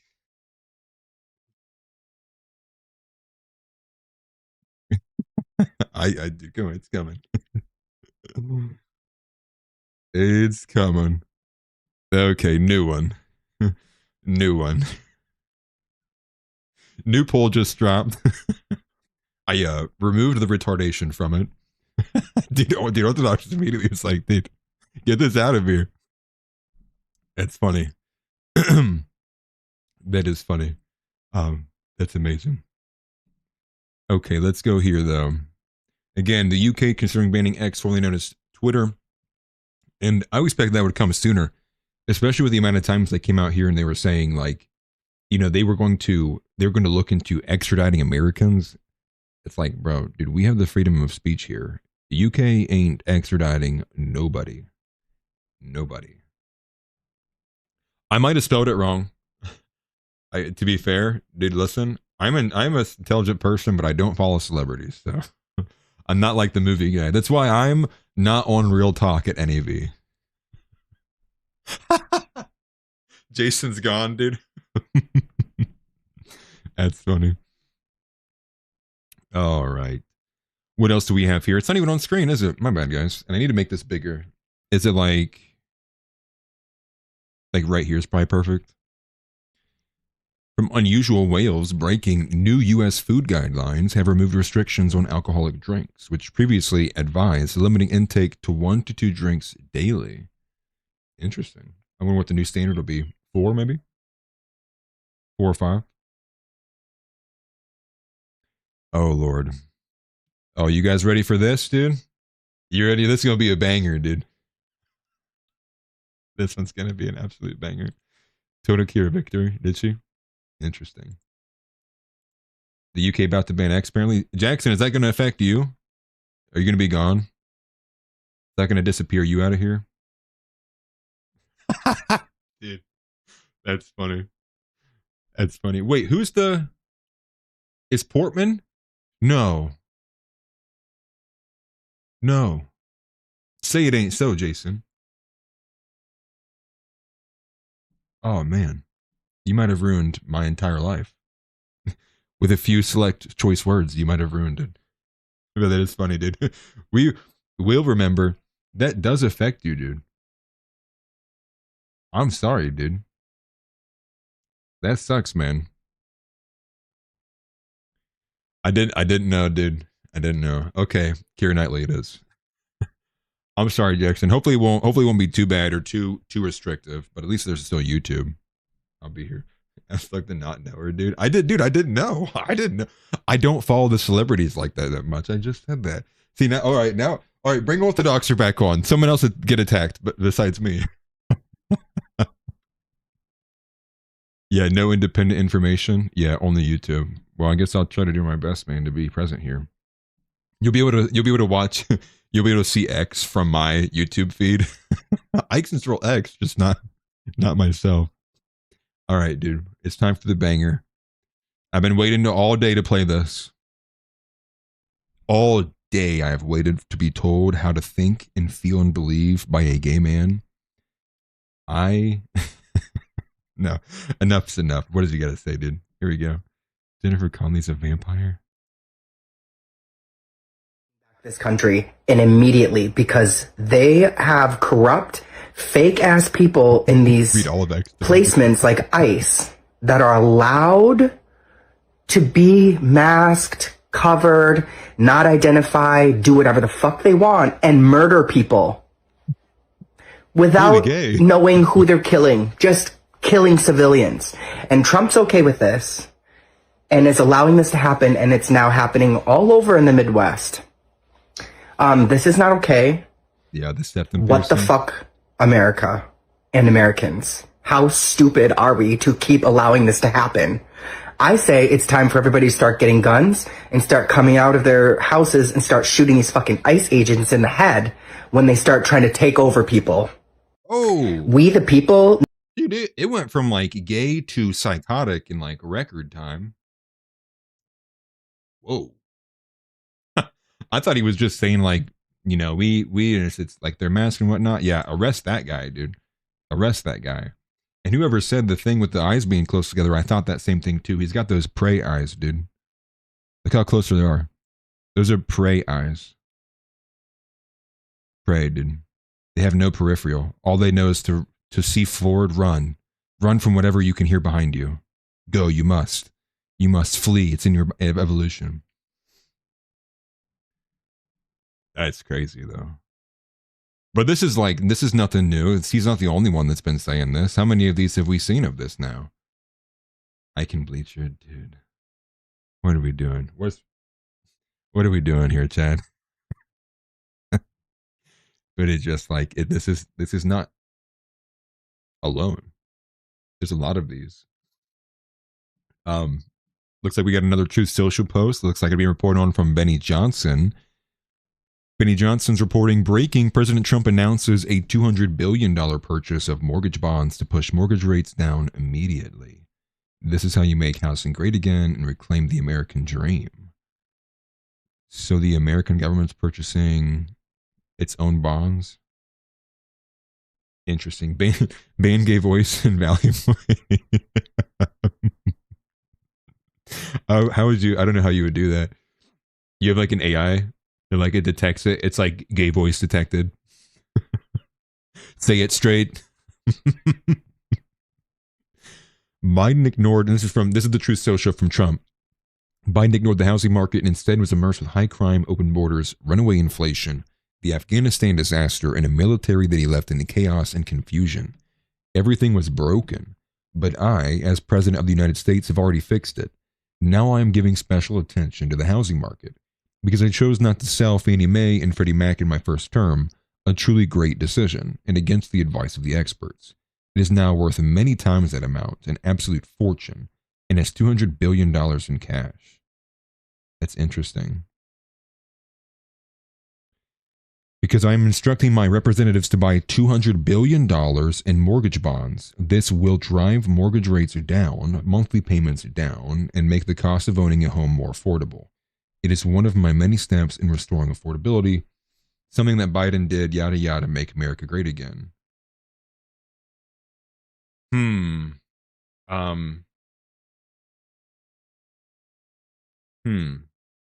don't know how to feel about this, to be honest with you. I would need to see some numbers beyond this. I would see some numbers on this. Because it's been a hot minute since I've ever had to hypothetically engage with the United States bond market. I don't like this at all. I don't like that the dollar has been flowing and flowing out of this country, especially when you compare this with also the purchase of Greenland, supposedly, or at least the purchase of the Greenland people's sentiment to secede. Man. And not to mention, we just had $9 billion flew out of the country to help pay for American jets to be sent to Israel so they could have them. And, and there's been a lot of these cash infusions, right? There's been like 2 or 3. This is crazy because this is from bar chart saying that the US dollars has lost nearly 10% of its value this year alone.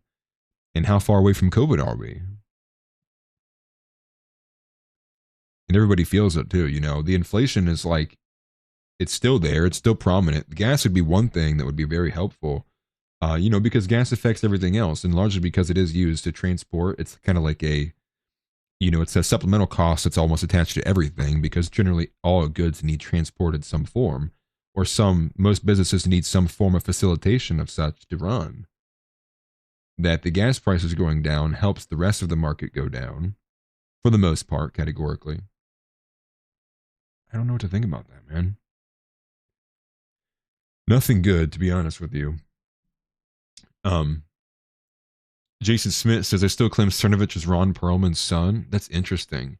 I don't really think he looks that much like Ron Perlman. Ron Perlman is a very, very unique looking guy. And funny enough, like my grandfather looks like Ron Perlman. So who he was compared to a lot. Especially like in his Sons of Anarchy era. Huge difference between idiots and being brainwashed. Very true. That is very true. Yeah, that's kind of irrelevant. This is interesting from Nick Sortor about 50 minutes ago. Some bozo just threw an object at ICE in Minneapolis, and agents bolted after him like linebackers. What is this?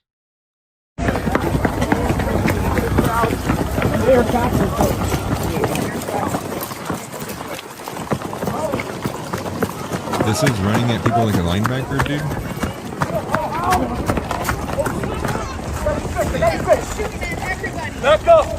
I'm sorry, dude. I come from Ohio State. I am Ohio State fan through and through. Obviously, sports ball. Dog, that ain't hitting nobody like a linebacker. They're both in the troll juice. I have seen that though. Hey, how's it going, man? Good to see you. Yeah, you guys get flashed.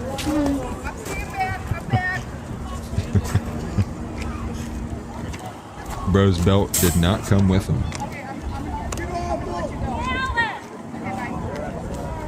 Heavy presence though.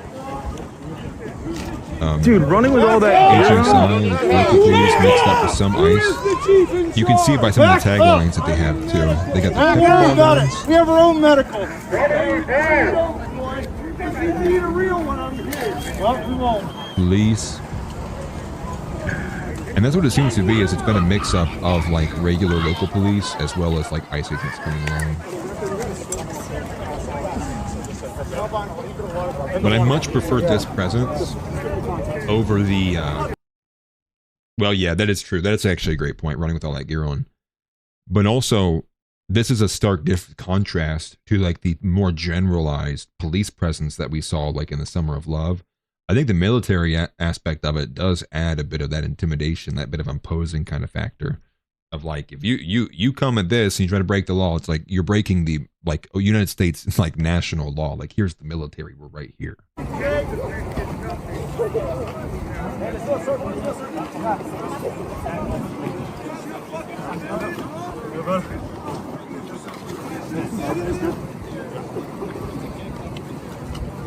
Interesting. That seems to be that all that was.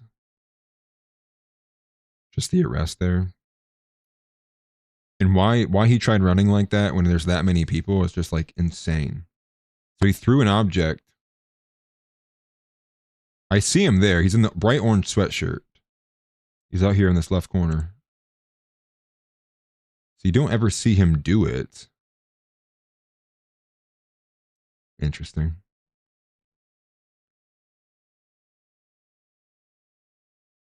Interesting. This is from Died Suddenly. The U.S. Postal Service has quietly issued a troubling letter to employees and contractors. It's this. Claire Bear Freedom, she follows me. Interesting. I don't know who that is. That's where we are right here, monitoring the situation. We're right before nothing ever happens. Interesting. They're not permitted to carry rifles like DC. Okay. What does this say? January 5th, 2026. Assuming this is real and not fake, but who knows? Postal Service employees continue to provide essential services. What? During large-scale emergencies, states and localities may issue curfew orders or other directives restricting travel and other commercial and personal activities. Many of these orders will explicitly exempt providers of essential services, but some do not, even if a state or local action does not contain such an exemption. Employees and contractors should carry these essential service letters with them as they perform duties. That's for what? Yeah, dude, please tell me COVID 2.0 is not coming. Lord have mercy. Let's hope not. I'm going to bookmark that though. We'll revisit that. Yeah, is it just the COVID letter just reprinted? Is this just like fake? Seems to be. I would imagine.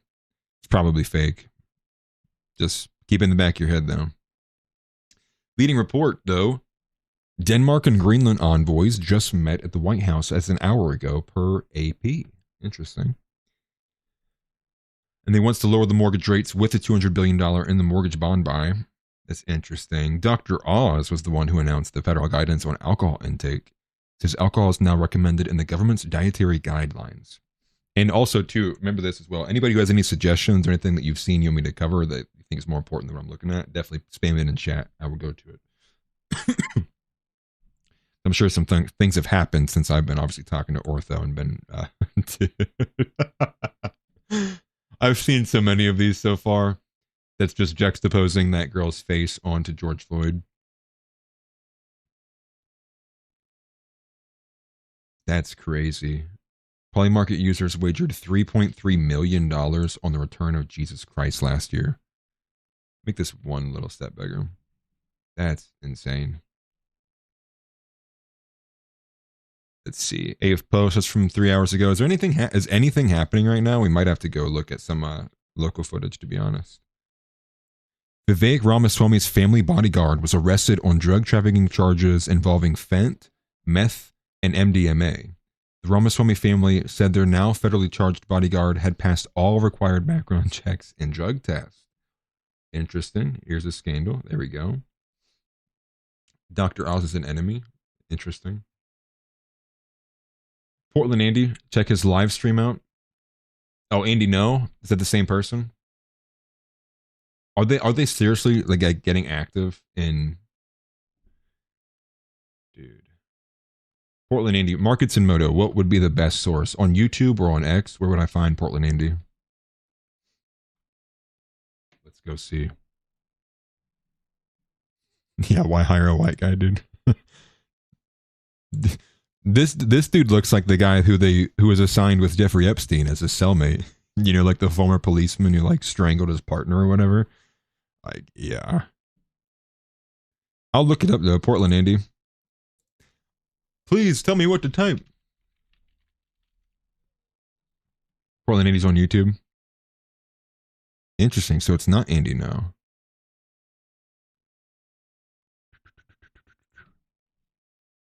Boom. Let's do it.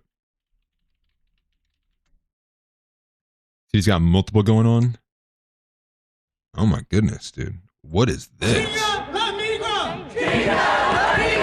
What am I looking at? I am a member of the Democratic Socialists of America. I am a proud cadre member of DSA, boys. Agood is the name of the woman in Minnesota who was killed by ICE agents. So there's one in Charlotte. Murdered in her car, shot in the head. This one's in Minnesota. This one's in Minnesota. This one's in Minnesota. That's in New York City. I don't... No Kalamazoo? ICE in our streets. No justice. No... Doom scrolling Final Form, dude. No ICE in our streets. No... That's crazy. Trying to make people up. I mean, it looks like they're clearly organizing. Louisville, Kentucky is just, that's crazy, dude. Actually, you know what? It's not, because what recent event happened in Louisville, Kentucky specifically? That was the, what was her name? What was her name? Oh my gosh, it was the no-knock raid, dude. That was There's 500 storyline people for like watching the 2-3 years. freaking freezing and it's getting wet. Portland Breonna Taylor. City Council right now. Thank you. Breonna Taylor. Thank you. Already thunk it. Got it. What is she protesting against? Winter? Hey, Job. Yeah, Breonna Taylor. And that makes sense. They would have a crowd there in Kentucky then, especially Louisville, that is very, very anti-police given what happened during that series of events. The Civil War now. There's another freaking swastika somebody made. What the hell are these people doing, bro? That's crazy, dude. Okay, I'll keep this on the back burner. Let me go look at Indy No, actually.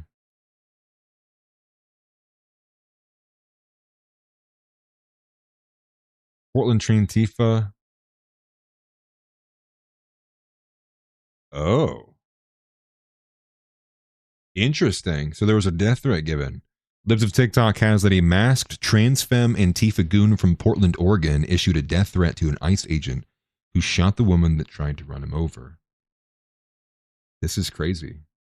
To the ICE agent that murdered that unarmed civilian in Minneapolis, we have your face. We have pictures of you. We will get justice for a fallen comrade. Whether it be judicial justice or street justice depends on whether or not you turn yourself in and admit to your crime. That wasn't self-defense. Who talks like this, dude? That was murder. And you know it was murder. I realized who it is. I figured out who it is. This is Tom. It's Tom. It's the only. No, dude, I don't know what the heck I'm watching. This guy's giving a death threat from. It's called Portland Trantifa, apparently.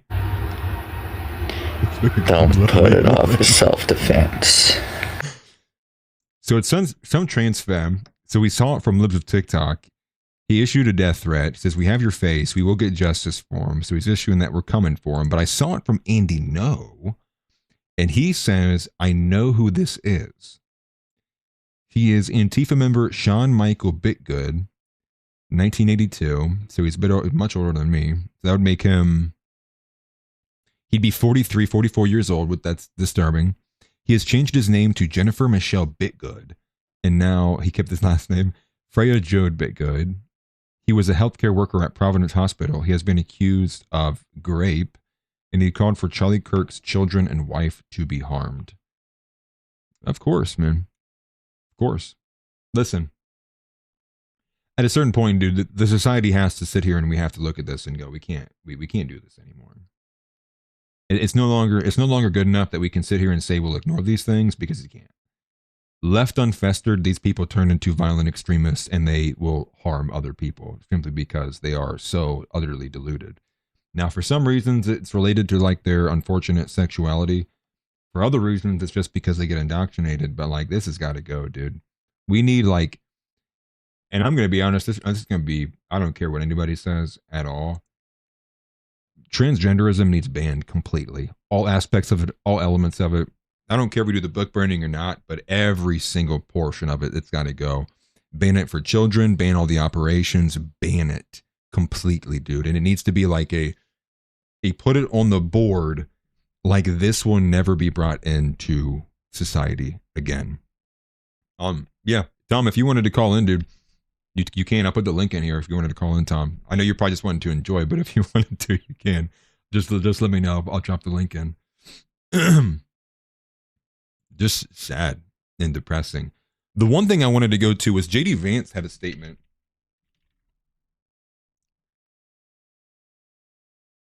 Oh, you're down, Tom? Okay. Let me find this here.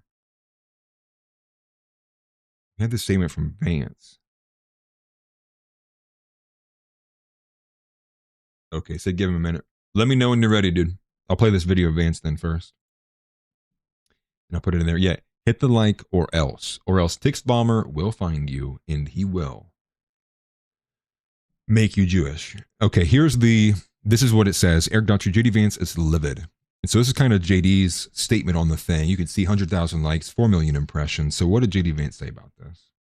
Walking out here, somebody sent me a photo of a CNN headline about what happened in Minneapolis. And this is the headline. I'm just going to read it. We're beating it now. Outrage after ICE officer kills U.S. citizen in Minneapolis. Well, that's one way to put it, and that is the way that many people in the corporate media have put this attack over the last 24 hours. And I say attack very, very intentionally, because this was an attack on federal law enforcement. This was an attack on law and order. This was an attack on the American people. The way that the media, by and large, has reported this story has been an absolute disgrace, and it puts our law enforcement officers at risk every single day. What that headline leaves out is the fact that that very ICE officer nearly had his life ended, dragged by a car 6 months ago, 33 stitches in his leg. So you think maybe he's a little bit sensitive about somebody ramming him with an automobile? What that headline leaves out is that that woman was there to interfere with a legitimate law enforcement operation in the United States of America. What that headline leaves out is that that woman is part of a broader left-wing network to attack, to dox, to assault, and to make it impossible for our ICE officers to do their job. If the media wants to tell the truth, they ought to tell the truth that a group of left-wing radicals have been working tirelessly, sometimes using domestic terror techniques to try to make it impossible for the President of the United States to do what the American people elected him to do, which is enforce our immigration laws. I would say, though, too, I would agree with what Margaret and Moto put in here, which is it really means nothing to debunk. They'll argue with it at all. The better message would have been from JD would be like, and guys, it doesn't matter how much we are going to try to make the case and plead the case. The media is going to run with it. They are going to try to manipulate it and push it and extrapolate it So understand what is approaching us is going to be a wave of violent extremists from the left because they think that they have been wronged, and they're going to take it out on any person that seems to be an American or sided with MAGA, and explicitly will be going after people in uniform like ICE.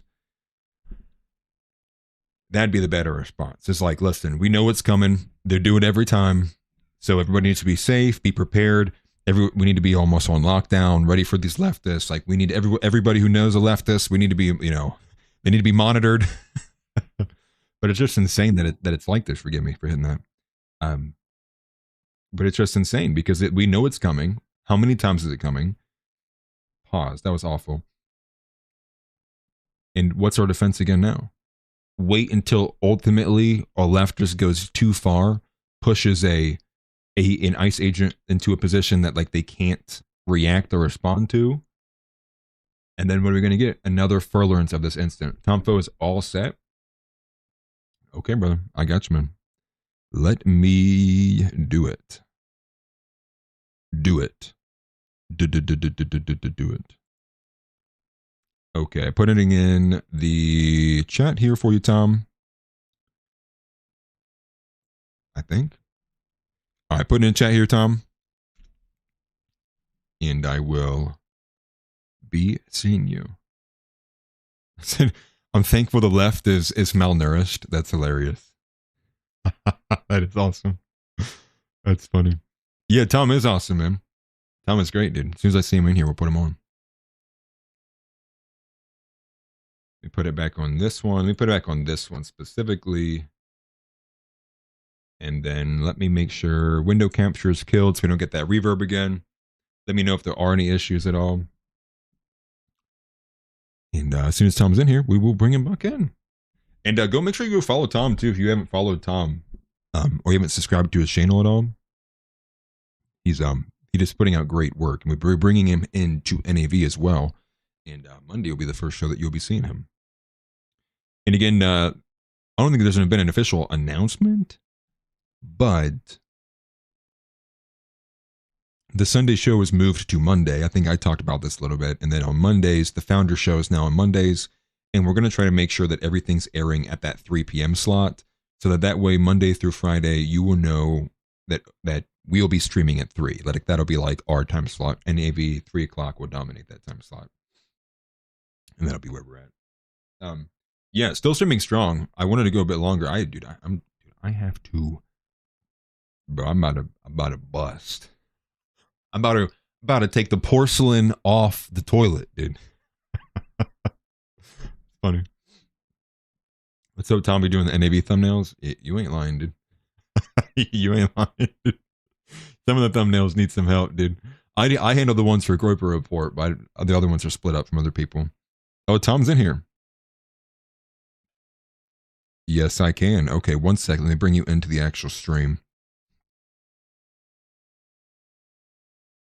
That's fine, dude. That is fine. Orthodox didn't have one the first time. Yeah, he came back and then shut it out. What is it, dude? I just joined and I was like, what is Atlas looking at, bro? What is this? Who is this dude, bro? He's doing like a Joker impression. Well, yeah, Orthodoxer, he's hilarious. He's been around for a hot minute, but also the get up is, I will be a Somalian pirate until they're all gone. This is in solidarity with the pirates, dude. We'll be dressing up like the Caribbean, dude, until further notice. My brothers, can I get some of that daycare money? Until morale improves, the Somalian outfit will continue. Yes, we gotta stand with our Somali brothers in arms. Yeah, man. Oh, well, dude.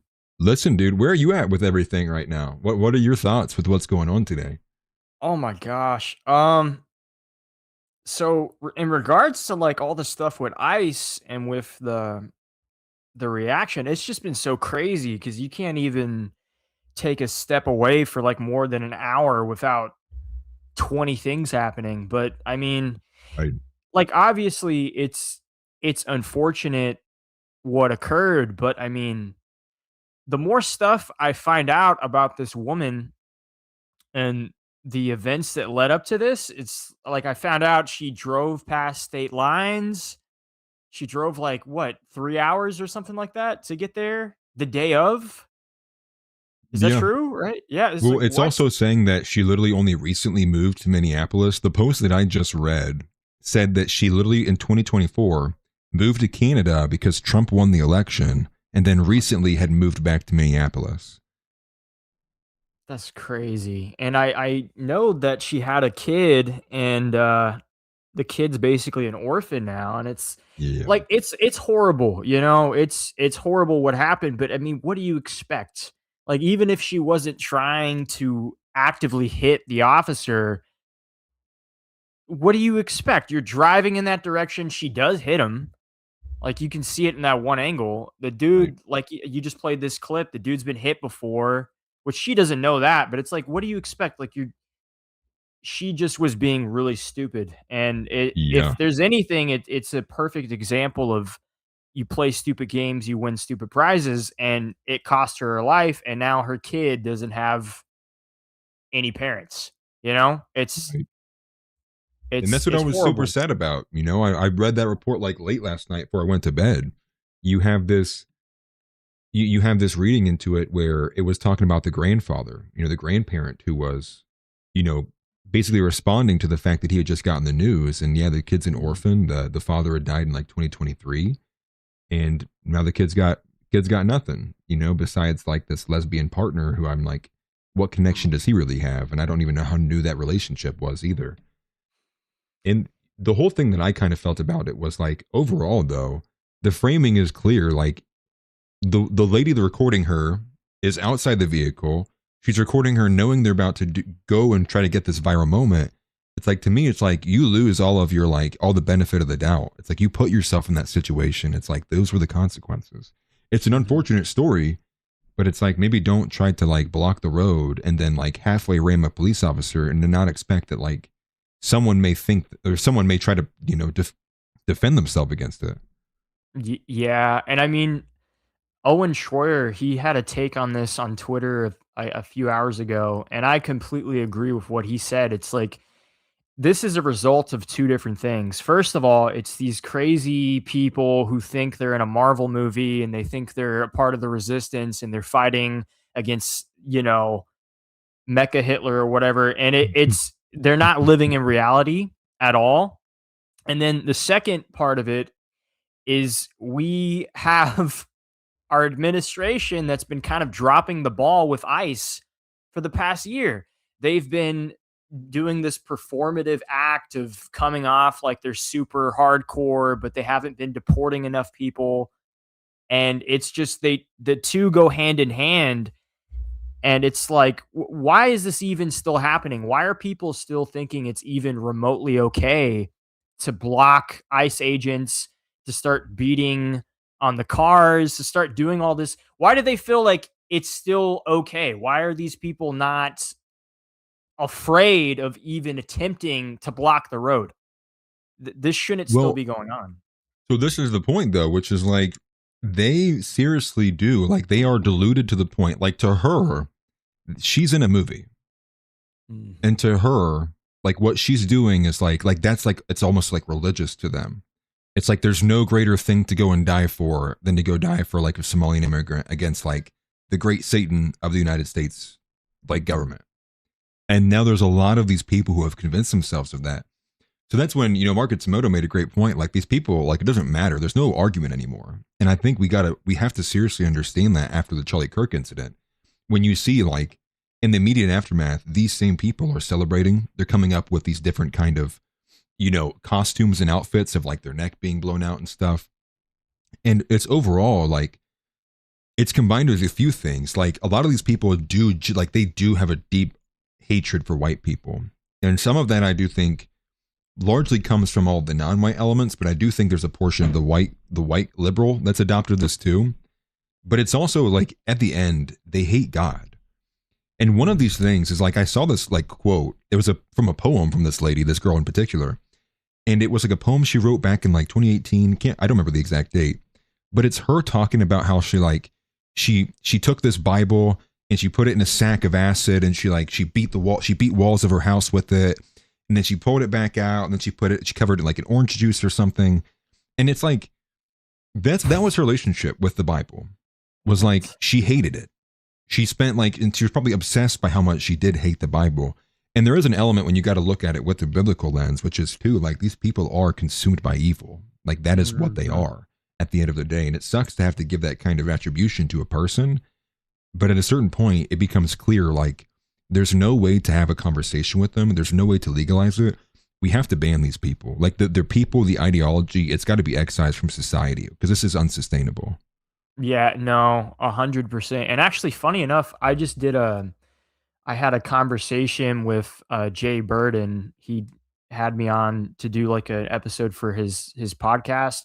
That's going to come out next week. But we talked about kind of this. We didn't really talk about the Minnesota incident with ICE too much, but we talked about like the trainee that went and shot up the Catholic school. And we talked about like, we went into a lot, and basically, the conclusion we had was this is a spiritual battle. Like, these people are being compelled by evil 100%.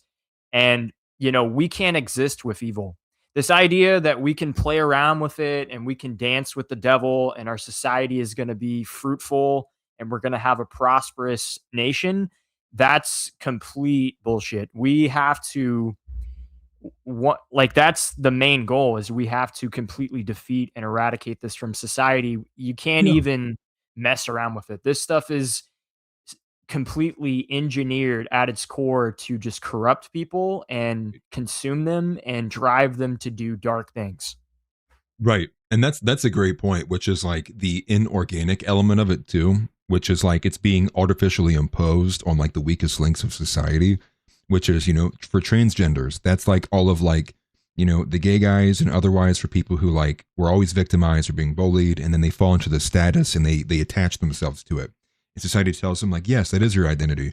It's not that everybody is bullying you because you do anything wrong. It's because actually society's evil and you should chase your dreams, right? And similar with women, and they exploit like these weakest links, like biologically, which is why, to surmise the argument against repealing the 19th is because we know women's weaknesses are agreeableness and consensus. These are one of the main reasons and premises of which we don't want them to vote, because they'll become victim to consensus. And you see this with like Google search results. You see this with the vaccine schedule. You see this, and it shows its face multiple times, time and time again. But the question is how do you deal with it under the guise of the current kind of restrictions from the Constitution? And that's part of it, which is to a lot of people, we've let things go too far. And for example, one of them would be like the freedom of religion, right? Which is we've let the national consciousness arrive at the idea that freedom of religion was put in there by the founders because they wanted Muslims to celebrate their freedom in America. And it's like, that wasn't the case of it. That's not what the reason was. But the reason we arrived here was because we allowed it to be subverted year in and year out without anybody wanting to come in and actually uphold the real reason behind it. And there's a lot of these elements in society, and it is on both sides, both pro and con. But before you go, let me read the super chat real quick from Titan. He says, you sort of have to look at it from the officer's shoes. I bet a lot of them are going to be sort of quick to the trigger when they have all this media warfare and protests surrounding them. And that's what I fear, is like, it feels like we're basically waiting for when this next moment comes, right? Which is like when these guys are going to be push comes to shove in New York City and Minnesota and elsewhere, we're going to see it all over again. We're going to see these guys pushed up in these lines, backed up. A lot of them, for maybe the first time ever, we saw how ICE doesn't hardly train people outside of going to the IDF and such, that we're going to get these bad spots. We're going to get these people who are pulling the trigger too quickly, and it gives more ammunition for the left to go, look, these people don't know what they're doing. It's a bad, evil government. They're attacking the people. And it's like what Zeb said a long time ago, like almost a year or two ago. Like the solutions that are on the table just aren't the solutions that we need, right? If America's in its Weimar period, we need Weimar solutions, not current GOP solutions. 100%. It's definitely going to get more violent and more chaotic for sure. And I mean, like what the super chatter said is like, thinking about the officers, there's already people that are trying to shoot these guys. Like the one guy he missed and he shot 3 of the detainees, but they went there to kill ICE officers. These people do have their lives threatened every day. They get death threats. That's why they have to cover their faces. And even the guy who did this, he got doxxed on Twitter. This one guy doxxed him, and I think he tried posting like his home address and stuff. But it's like you can't get mad at these people for reacting with, a quick trigger finger. That's just them trying to survive. They're already doing something that's very dangerous. And we're kind of in this situation where it's like the left is more emboldened every day to do these things, and they pride themselves on it. They make martyrs of themselves by doing this. So like this lady, half of these people celebrating her or going to these vigils, they would have never liked her because she's a white woman. But because she died from an ICE officer, they see that as a perfect opportunity to turn her into a martyr. She's she's George Floyd. She's gonna be the next saint of their their religion. And it's like it's not gonna stop. And the peaceful solutions that we could have had, we don't really have anymore. There has to be I don't want to say an extreme solution to this, but there has to be like no backing down. That has to come from ICE. It has to come from any administration. It has to come from us. Like these people are going to just keep going as far as they can. They're not going to stop. And we can't just give them an inch, Yeah, which is why, but this is the whole reason why like the Trump administration is like losing, right? They've already lost half their base. We're not seeing that level, not even close to it, right? Like if you're not even going to be willing to be tough on like the deep state and like people like the January 6th committee, my belief level and them coming in and pushing it, what's the word?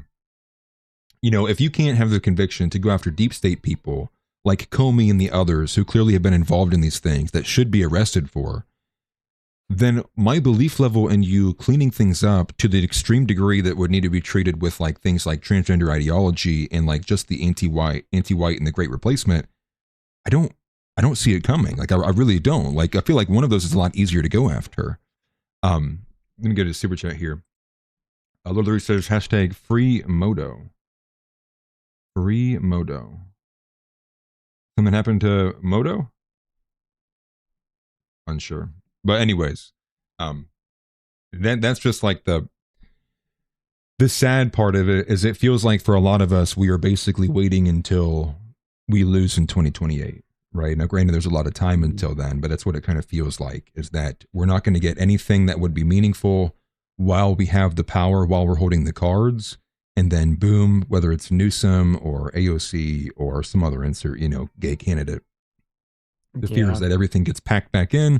We all get censored and we're right back to the Twitter 1.0 days of like 2014. And like that to me sounds like hell on earth. Yeah, but like my thought with that, if that's what's to come, then, so be it. Like we survive that once, we'll survive it again. I feel like for a majority of people, they've kind of woken up to what's going on. So even if there was a mass censorship on that scale, I honestly think that would kind of wake people up more in a way. It's going to hurt us a lot, but also you have to ask the question is like, are we even going to get a 2028 like election? Like there's a good chance with the way things are going, we could have a war and they could, postpone that. I never really considered that being an option, but this year is going to be nuts. And from what I'm seeing with like China and all these other players, we might be in a conflict before 2028 even comes around. And this is a great point because that lines up with the Strauss-House generational theory. Whereas what they it's like 2027 in Strauss-House generational theory is what is kind of lining itself up to look like there may actually be the fall of America before we even get anywhere beyond this. And so that is kind of a fear too. And it felt that way almost with the way that the tensions are building up with the National Guard. Although I can't imagine Tim Walz will stand there and let it go much further beyond that. It just doesn't strike me as that kind of guy. So I think you're right, though. There is an element to which we because of the tensions and what's going on geopolitically, we may end up in a position where all of a sudden we're suspending like habeas corpus, right? And we're in martial law and things are getting locked down because we got to really get control. And I kind of felt a little bit of that with this Truth Social post yesterday about the military-industrial complex, saying you're not allowed to make more than $5 million until you guys do what I do. And so what's to stop him from ultimately start reaching into other categories or other departments and seemingly like real estate too? And that's almost like what we've been asking for, right? Which is an exec to say, F the laws, F the rules, F what your process is. We need it done and we need it done now. And so to that effect, it's like, if we see some of that from Trump, maybe we can avoid some of this. But ultimately, I don't have any chips in that basket right now because I really don't got any hope in it at all.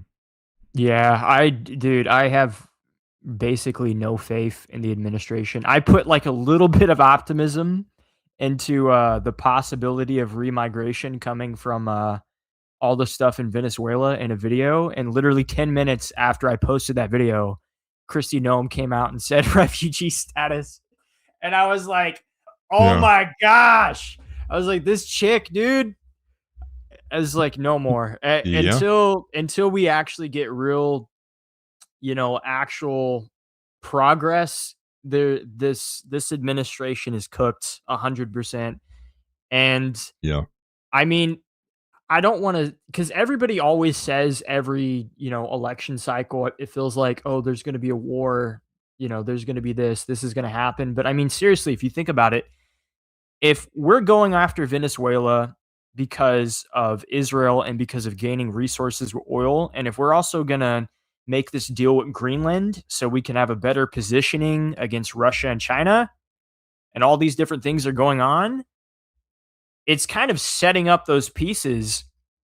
And I know like Denmark was talking about how like, oh, this would be the end of NATO. But if you think about it, I don't think they would quit NATO anytime soon because they wouldn't have enough time to properly, replace the American soldiers that are in NATO to stand up against Russia. If there was a World War III, if there was something that popped off, I don't know what's going to happen. I think anything's on the table at this point, but it's not going to get better. I agree.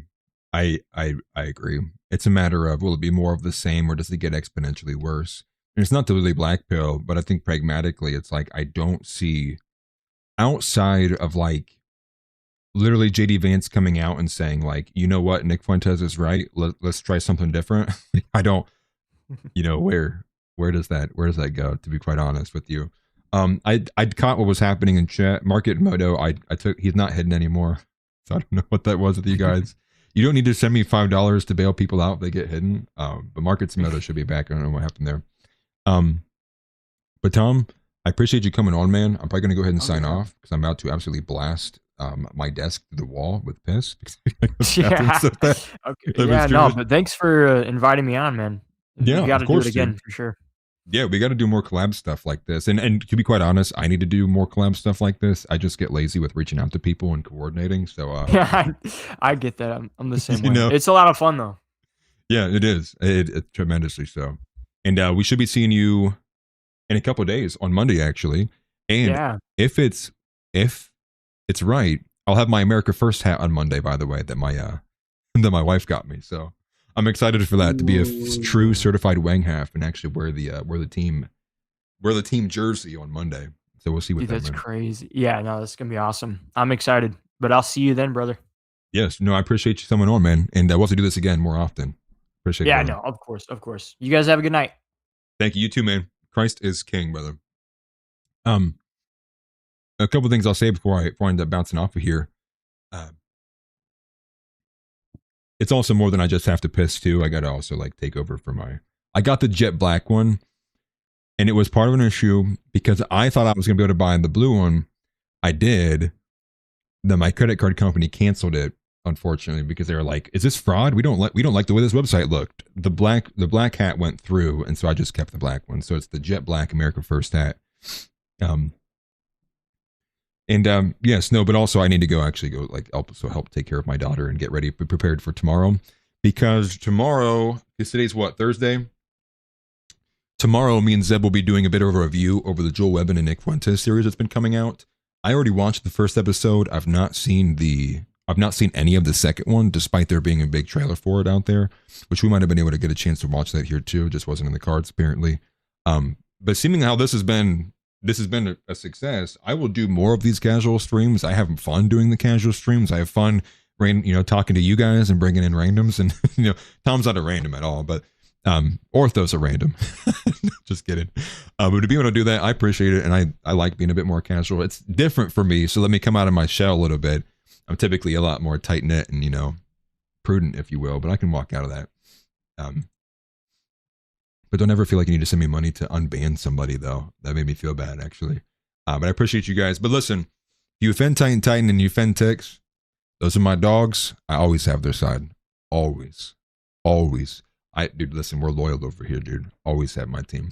No, I'm messing with them, bro. I love you, man. And listen, I love all you guys. I'm rooting for all of you guys. I'm hoping, listen, for the best case scenario possible. It's part of the reason why I do what I do. Keep people, even after the face talks, keep people informed, but also be articulate, understand, and do the best job that I possibly can to convey where we are, and obviously respond to these things. And I should get better at being an orator, honestly. I have the voice. I just need the intelligence to probably match it, which is another thing. But more videos need to come from me, to be honest. I need to get back into the creative juices. But like I said, dude, it was just killing me today. I could not think of a solid idea to save my life. And I was been doing it for like 4 or 5 hours. Oh, you guys are just messing around with me. Word. Okay. Word. Okay. Maybe I'm just an idiot then. But I appreciate you guys very much. Christ is King. As always, seek first the kingdom of God. Make that your priority and your number one priority overall. And ensure that you guys are making sure that you are doing your best to walk with Jesus every single day. I am not perfect by any means. I know it's hard. And I know, again, we're attached to the flesh. We try not to be. And again, I would always point people to Joel Webbin and Stone Choir as digital resources for those church hoppers who haven't found their home yet. And also, and to go ahead and sign off, support Cash Patel, support Pam Bondi. All women over 120 pounds, chain them to a kitchen sink. They must do dishes and make sandwiches and nothing else. No decisions must be made by them. And Lord willing, we will have our country back, hopefully sooner than later. And again, I'll see you guys next time. Thanks for being with me. And again, appreciate for you appreciating the new kind of setup and style. And I'll see you guys tomorrow. Take care. Get up and get out. Get out. Get out. I have a question for you. Say Christ is Lord. Say Christ is Lord. Say it. You say Christ is Lord. Get out. Get out. Christ is Lord.